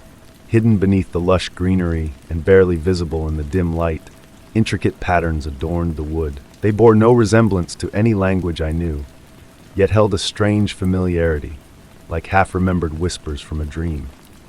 My fingertips traced the shallow grooves, and to my surprise, the vines seemed to respond, their leaves quivering in silent acknowledgement despite the stillness of the night. In the weeks that followed, I developed a ritual of visiting the fence each evening, meticulously documenting the evolving patterns in a leather-bound journal kept by my bedside. Sometimes, I would lose myself for hours, listening to the whispered secrets of the vines while the moon made its slow journey across the dark canvas of the sky. The garden transformed into my sanctuary, a realm where time flowed differently, unhurried like honey on a warm day. The patterns on the fence began to shift subtly between my visits, elusive in their changes. New symbols emerged, while others faded, as if the wooden barrier was engaged in a silent dialogue with itself. The vines, too, seemed to follow the carvings with a newfound sense of purpose, their tendrils tracing the mysterious symbols with deliberate precision. One remarkably quiet night, as I leaned against the fence, a gentle vibration pulsed through the wood. Barely perceptible, yet undeniably present, it resonated with a rhythm that mirrored the swaying of the vines. I closed my eyes, allowing the sensation to wash over me, drowning out the familiar nighttime sounds. In that moment, I felt something akin to thoughts not my own, impressions of memories woven into the very fabric of the garden. They were not words, but echoes of sunlight and rain, of seasons changing, of conversations whispered among long-forgotten gardens. I glimpsed other hands tracing similar patterns, other eyes watching the vines grow. The fence stood as a silent witness to time, gathering stories like moss collects dew at dawn. With the arrival of autumn, as days grew shorter and shadows lengthened, I noticed a transformation in my journal. It was no longer just sketches that filled the pages, but fragments of what appeared to be translations. I would wake to find my handwriting covering sheets, detailing ancient gardens and the wisdom passed down through the language of leaves and vines. What puzzled me most was the vines' newfound responsiveness to my presence. They would lean ever so slightly towards me, their leaves turning to follow my movements like a multitude of tiny faces. At times, from the corner of my eye, I could swear they reached out, only to find them motionless and innocent upon direct inspection. But the most profound change occurred within me. My dreams became saturated with verdant imagery, with patterns that danced and shifted like living ink on parchment. I came to understand that the fence was not merely a barrier, but a living archive, a testament to all that had unfolded within its realm. The vines were not mere climbers, but meticulous scribes, documenting each passing moment in their silent, vegetative language. I may appear peculiar to my neighbors now, spending hours in the company of the fence and its enigmatic vines. They do not grasp the solace I find in these twilight dialogues, in the gentle rustle of leaves that seems to grow clearer with each passing night. Sometimes I wonder if the fence chose me, if it awaited someone willing to listen to its tales. I have refrained from clearing away the vines or deciphering all the carvings. Some mysteries, I've come to realize, are meant to be experienced rather than unraveled. Instead, I nurture the garden, providing space for the vines to thrive and convey their message. Each night I sit with my journal, capturing fragments of their whispered wisdom, adding my own modest chapter to their eternal saga. The fence endures, its aged boards concealing countless secrets beneath the veil of greenery. And perhaps, if you listen closely on a tranquil evening, you too may hear it, the soft rustle of leaves engaged in an ancient dialogue, the gentle creak of wood that harbors memories like water, and the whispered promises of mysteries yet to unfold. Story 37. In the hush of a solitary walk near the fringes of a dense forest, a faint, almost imperceptible howl caught my attention, rippling through the lofty treetops. The air was crisp with the scent of pine and damp earth, enveloping me in its embrace as I gazed into the murky depths of the woods, drawn by the mysterious call echoing just beyond the veil of light. Sunlight filtered through the canopy above, painting dappled patterns of shadows that danced across the forest floor with a mesmerizing grace. Each step I took further into the heart of the woods elicited a satisfying crunch of leaves and twigs underfoot. The air grew heavy, suffused with the earthy fragrance of moss and decay, yet strangely invigorating in its raw essence. An unexplainable urge tugged at me, nudging my curiosity to override any lingering sense of apprehension. As I delved deeper, the familiar sounds of the outside world gradually faded into a distant memory. The rustling of leaves in the gentle breeze intensified, weaving a soft symphony of whispers that serenaded my senses. Occasionally, fleeting movements flickered at the edge of my vision, teasing my perception, only to dissolve into the sway of branches and shifting shadows when I turned to investigate. The howl returned, barely audible, a mere whisper in the wind, imbued with a haunting quality that seemed to carry a hidden melody. The forest fell into a hushed silence, as if holding its breath in anticipation. The birds ceased their melodic tunes, and even the insects retreated into silence. Amidst this profound stillness, a subtle energy hummed in the air, setting my skin abuzz with a tingling sensation. I stumbled upon a clearing where the trees encircled a tranquil pond, its ebony surface mirroring the overcast sky above, undisturbed by even the gentlest ripple. Approaching the pond, a peculiar sight greeted me. My reflection lagged behind my movements, as if struggling to keep pace with reality. The air turned chilly, prompting me to draw my jacket closer around me. It was then that I noticed wisps of mist coiling from the ground, twining around my ankles with a cool caress akin to silk brushing against my skin. The mist exuded a soft luminescence, shimmering like pearls in the forest's rhythmic breath. Standing at the water's edge, I discerned elusive shapes moving within the mist, ethereal forms reminiscent of deer, their fluid motions transcending the bounds of natural grace. The howl resurfaced, closer now, its spectral timbre weaving a mesmerizing spell that seemed to emanate from all directions and none, as if the very essence of the forest was calling out. I swayed involuntarily, ensnared in a tranquil trance as the divide between reality and the unknown blurred with each passing heartbeat. The trees leaned inward, their branches stretching towards the clearing like curious spectators, their gnarled forms hinting at ancient watchful faces, observing my every breath with a timeless wisdom. Time lost its grip on me. Though the light remained unchanged, I sensed that hours had slipped by unnoticed. The mist thickened, enveloping the clearing in a swirling shroud of white, isolating me in a realm betwixt dream and wakefulness. The howl, now revealed as a haunting melody, echoed ancient truths buried deep within the earth, whispering of enigmas that predated the footfalls of humanity in these sacred woods.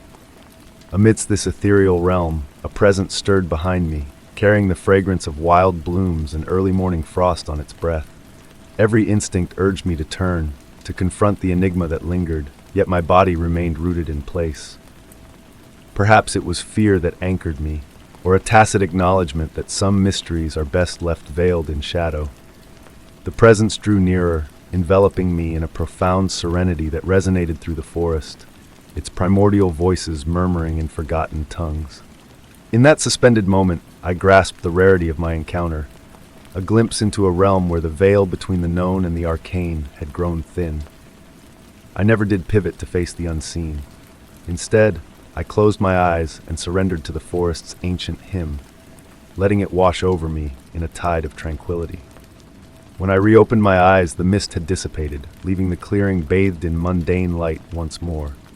Yet as I retraced my steps through the woods, I carried with me the certainty of having brushed against something extraordinary, a revelation that forever altered my perception of the world. Even now, on nights shrouded in silence, when the wind whispers secrets through the boughs, I catch echoes of that distant, silent howl, a half-remembered dream beckoning me to realms where mystery and wonder reign supreme, patiently awaiting those willing to heed their timeless refrain. Story 38. In the quiet expanse of a local museum filled with the echoes of history, I found myself inexplicably drawn to a portrait that exuded an aura of mystery.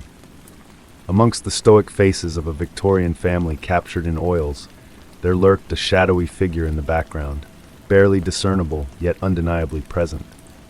The hallowed air of the gallery held the whispers of ages past, mingling with the scent of aged wood and the faint tang of paint. As I stood before the painting, bathed in the soft glow of autumn sunlight filtering through tall windows, a sense of timelessness enveloped me.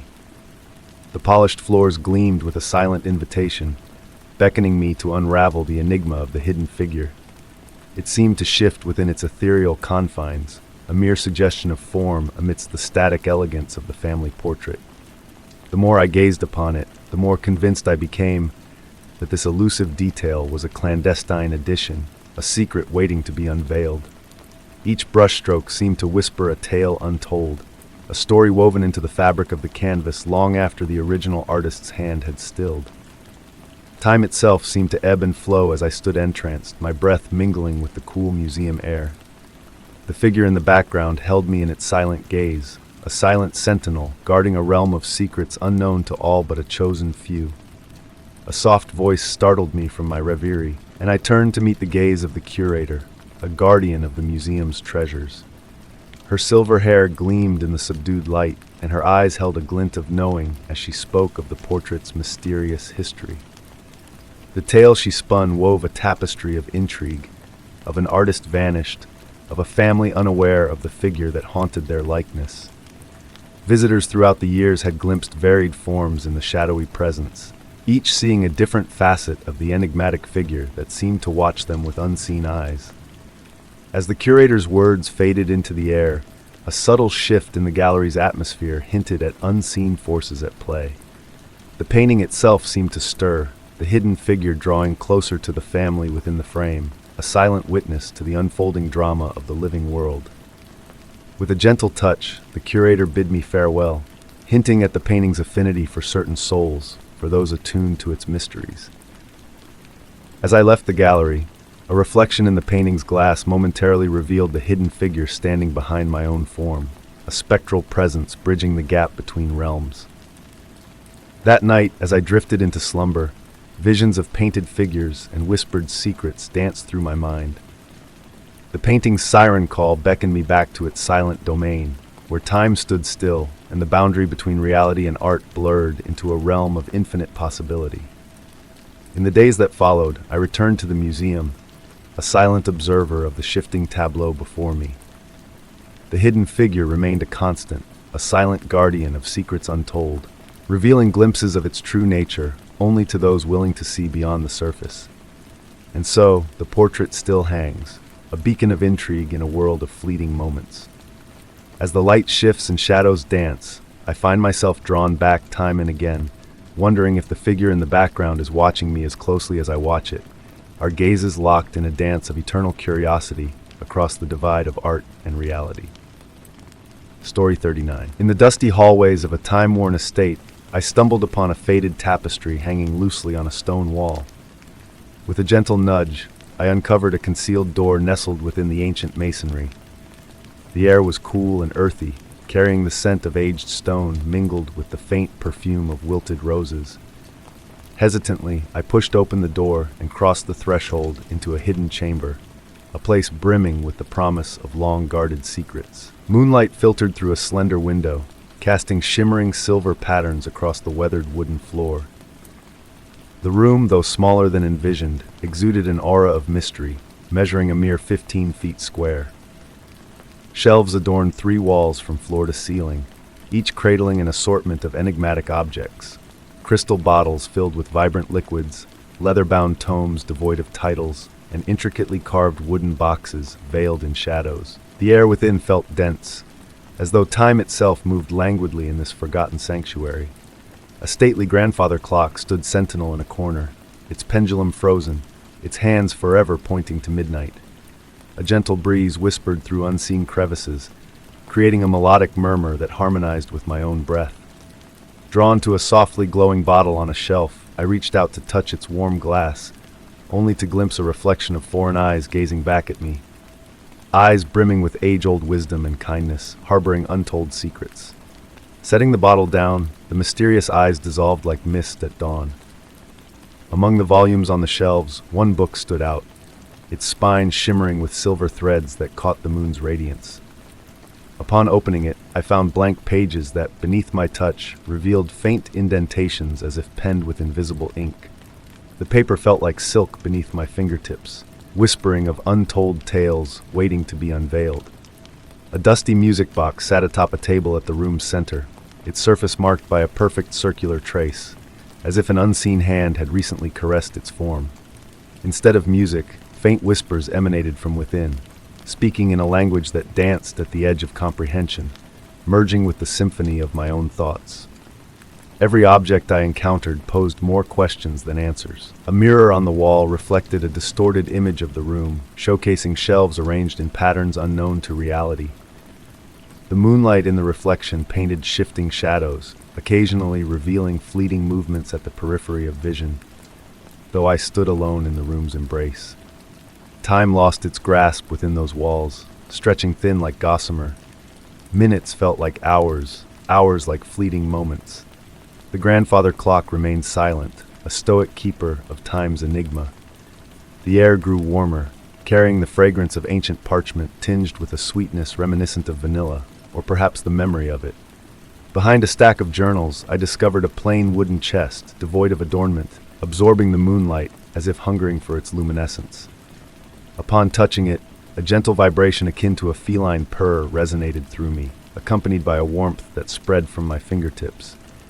The chest's lock bore no keyhole, only concentric circles that rippled under my touch, aligning in response to a hidden sequence unfurling before me. With a soft exhale, the lid parted, revealing a solitary item within, a letter inscribed with shifting script, its words slipping through my grasp like elusive shadows.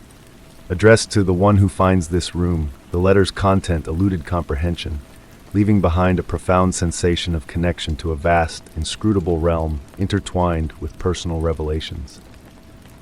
As I returned the letter to its confines, the moonlight shifted, casting a golden hue that hinted at the imminent dawn. The chamber felt transformed, not less enigmatic but more intimately familiar, as if it had acknowledged my presence and imparted a fraction of its mysteries. Though the moment beckoned for departure, I tarried, absorbing the final nuances. The ethereal dance of dust motes in the burgeoning light, the cryptic patterns etched into the aged floorboards, the subdued creak of settling shelves in the warming atmosphere. Stepping back through the door as the tapestry fell into place behind me, I carried not answers, but a profound reverence for the enigmas that dwell within the shadows of antiquity. Sometimes, a lingering warmth from the wooden chest still caresses my fingertips, and echoes of distant whispers linger at the fringes of slumber. On certain nights, when the moon hangs full and the wind weaves through deserted corridors, I ponder if that room awaits another seeker, rearranging its secrets like the shifting reflections in the mirror, poised to narrate a new tale to the next wanderer who ventures beyond the tattered tapestry. Story 40. On a somber afternoon, amidst the usual stack of mail, an unmarked envelope caught my eye. Its mysterious presence beckoned me to open it, revealing a yellowed paper adorned with handwritten words that seemed to whisper secrets from a forgotten past. The air around me filled with the faint fragrance of old ink, mingled with the sweet essence of lavender, casting a spell of nostalgia that enveloped the room.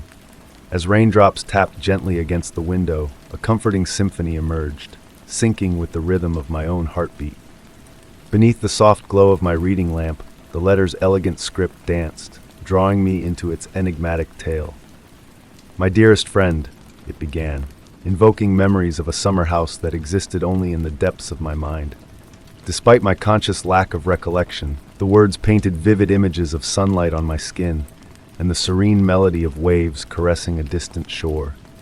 Beside me, the crackling fireplace whispered ancient stories as I delved deeper into the letter's contents.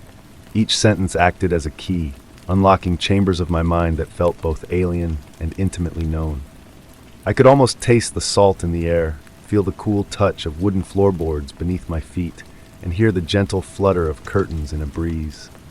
The narrative unfolded, weaving tales of afternoon teas in delicate china cups adorned with blue flowers, of hushed conversations in a garden where roses bloomed eternally, and of a mysterious locked room on the third floor.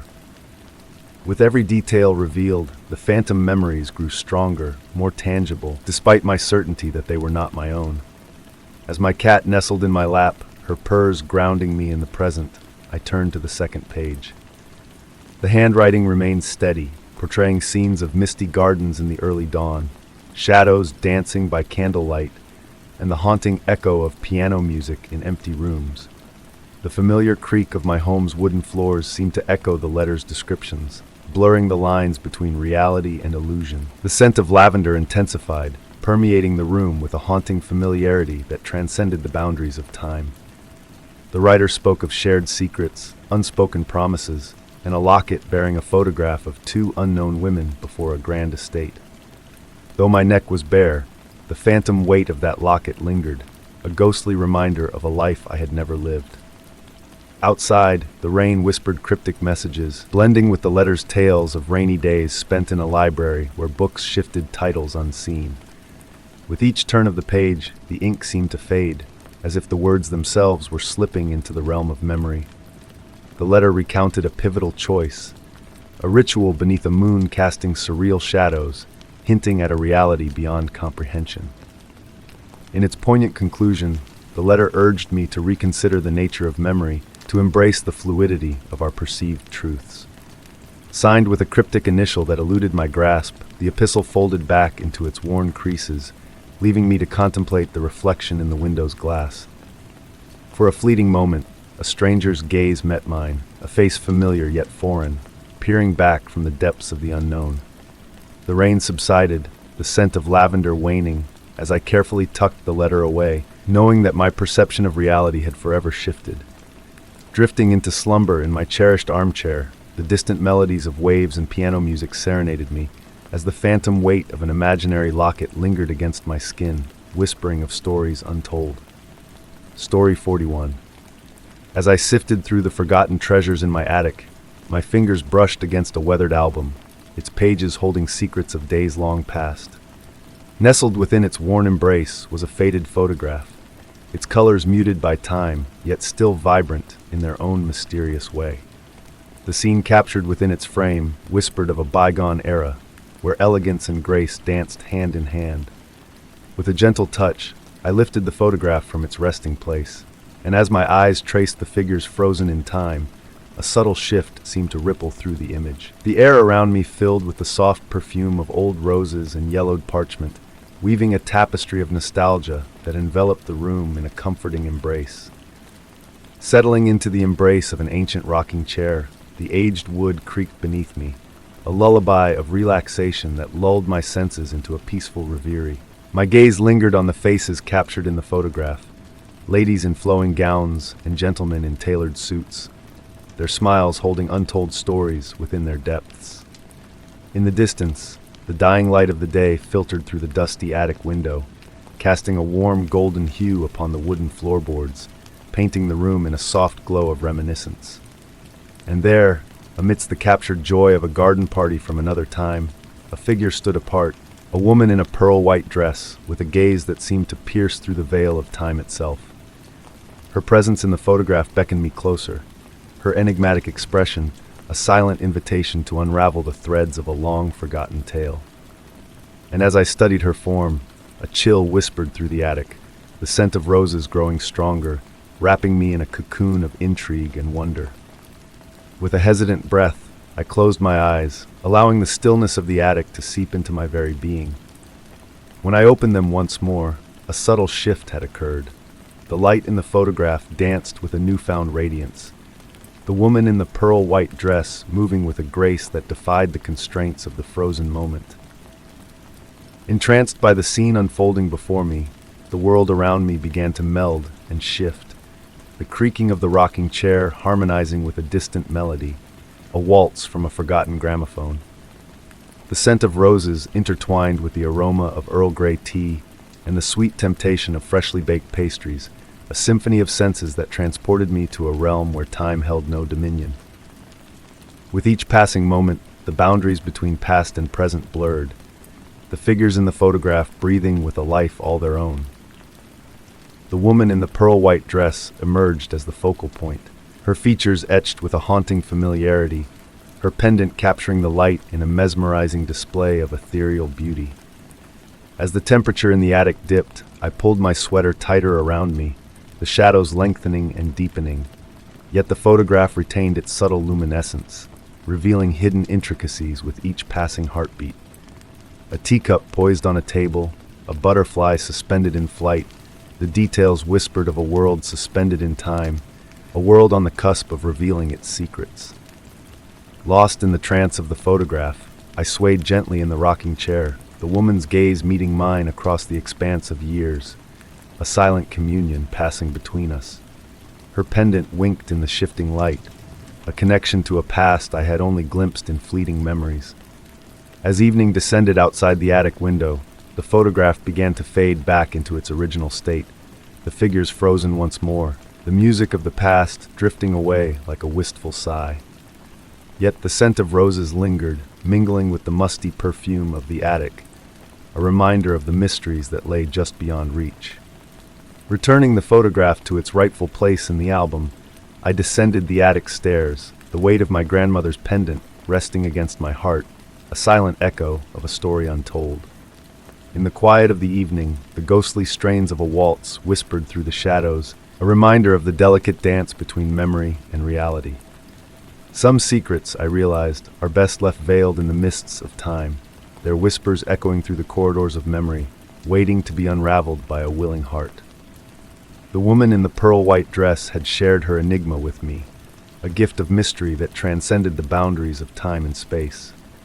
And so as I closed the door to the attic behind me, I carried with me the soft glow of the photograph, its secrets tucked safely within the recesses of my soul, a reminder of the waltz of life that dances on, ever mysterious and ever enchanting. Story 42.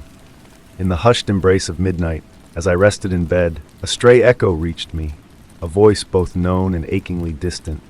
The whisper of the air conditioner and the dance of leaves outside blended into a spectral harmony, evoking memories of a presence I believed had long departed. That night, my bedroom felt transformed. Moonbeams cast silver patterns upon the walls, shapes that seemed to inhale and exhale with a gentle rhythm. The air bore a peculiar weight, akin to the stillness before a downpour, where all things hold their breath in anticipation. Shadows deepened in the corners, as if gathering to share secrets amongst themselves, their darkness more profound than usual. The voice returned, softer now, riding on the edge of perception.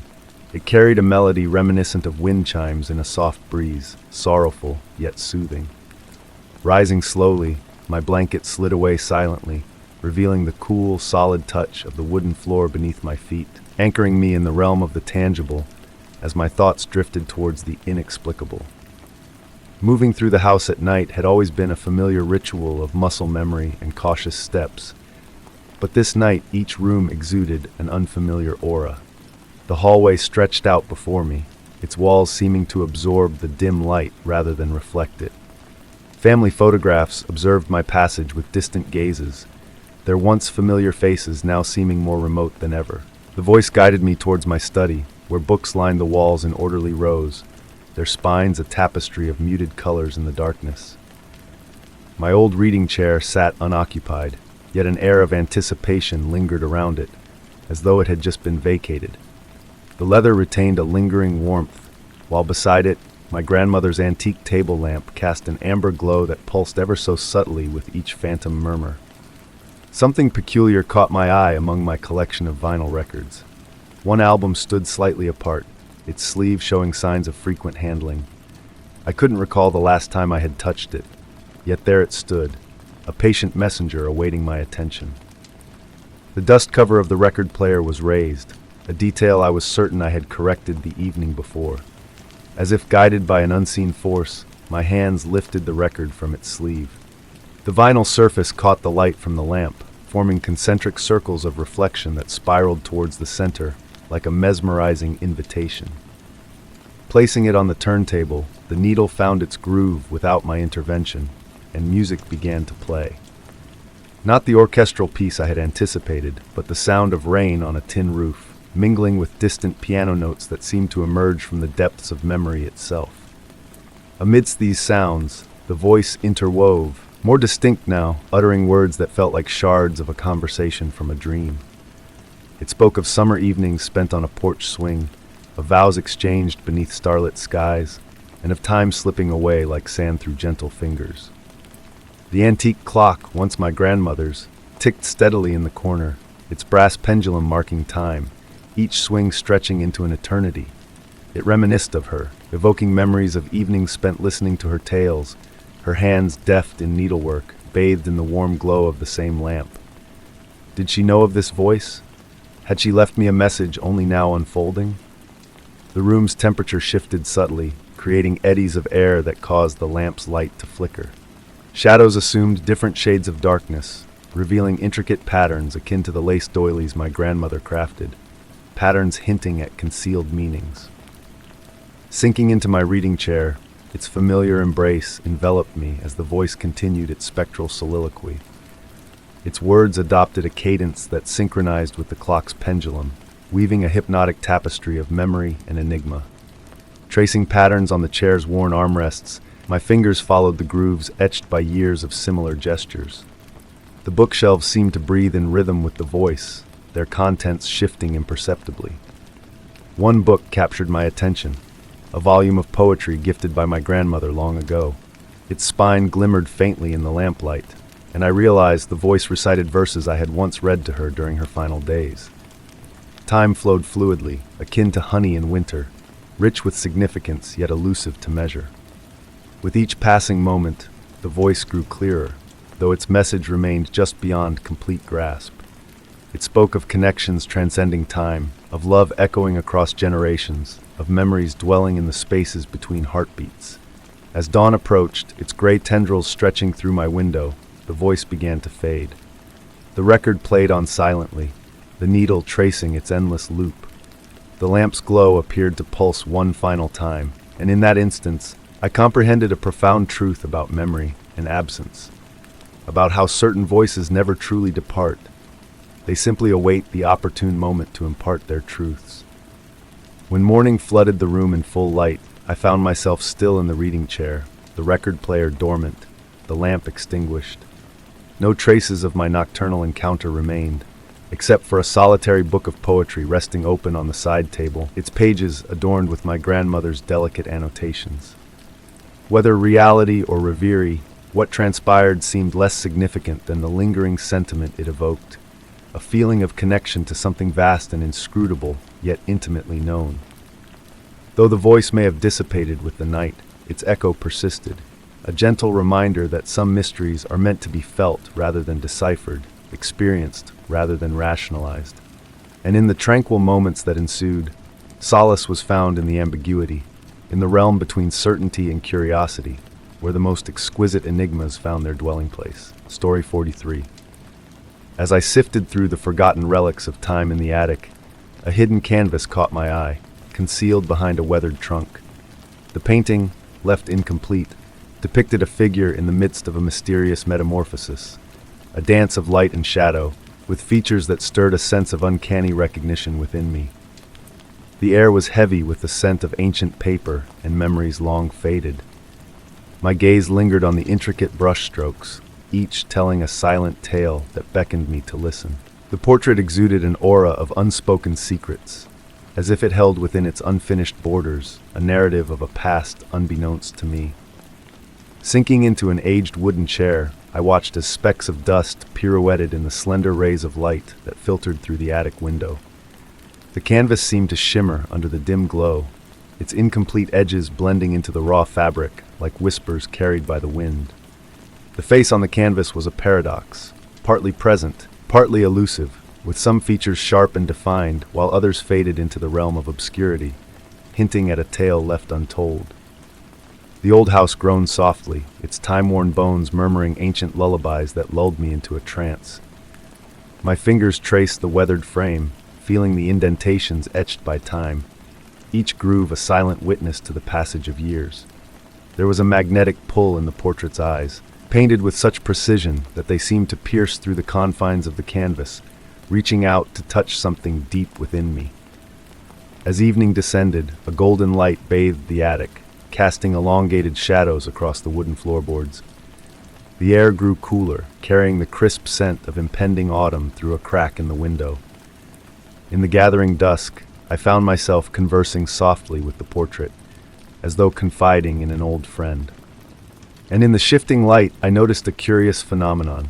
The brushstrokes seemed to shift and twist, revealing different facets of the figure depending on the angle of view, like ripples in a pond disturbed by a gentle breeze. Time seemed to lose its shape in that secluded space. Hours slipped by unnoticed as I delved into the intricate details of the painting. Behind the canvas, a faded inscription caught my eye. "Remember, the light changes everything." The words, penned with elegance yet trembling uncertainty, echoed like a cryptic message from a dreamer's realm. With each passing moment, a peculiar kinship blossomed between me and the enigmatic artist who had left this masterpiece incomplete. I brought forth old journals and faded photographs from the depths of the house, surrounding the portrait with fragments of a forgotten past. The house whispered its secrets in a language of murmurs, its ancient voice weaving tales of bygone eras. On sleepless nights, I sought solace in the attic, the moonlight casting a silvery glow upon the canvas, as if illuminating hidden truths within its enigmatic visage. In those hushed moments, I fancied I could hear soft echoes emanating from the unfinished spaces of the painting, whispers that wove a tapestry of forgotten memories and unspoken desires. Slowly, the portrait began to shift in my perception. Features that once eluded my grasp now took form in my mind's eye, though they remained eternally incomplete on the canvas. The eyes, so vividly painted, seemed to mirror the fluctuations of my own emotions, reflecting my innermost thoughts and fears. The painting became a portal to a realm of introspection, a mirror that gazed not upon my outward form but delved into the recesses of my soul, unearthing buried emotions and dormant recollections. As the seasons waltzed outside the attic window, a realization dawned upon me. The portrait's unfinished state was not a flaw, but a deliberate choice, a testament to the fluidity of existence. The artist, in their wisdom, had left the painting in a perpetual state of metamorphosis, inviting viewers to partake in its eternal evolution. I relinquished the pursuit of unraveling the portrait's enigma, and instead embraced my role as its custodian, preserving the delicate equilibrium between revelation and mystery. The attic transformed into a sanctuary where time ebbed and flowed, blurring the boundaries between observer and observed, much like the hazy edges of the painting itself. Years drifted by, yet I still ascended the narrow stairs to commune with the portrait. Sometimes I brought a worn notebook to document the ever-shifting interplay of light and shadow upon the canvas, capturing fleeting moments of transient beauty. But mostly, I sat in silent communion, sharing the timeless space with this enigmatic presence that had woven itself into the fabric of my existence. The portrait remained incomplete, its unfinished essence a testament to the perpetual flux of life. In its very imperfection lay its true completion, a masterpiece in constant evolution, unveiling new facets of itself and perhaps more profoundly, of those who dared to delve into its mysteries. The riddle needed no resolution. It simply beckoned to be experienced, savored in quiet reverie, amidst the gentle dust-laden glow of the attic's embrace.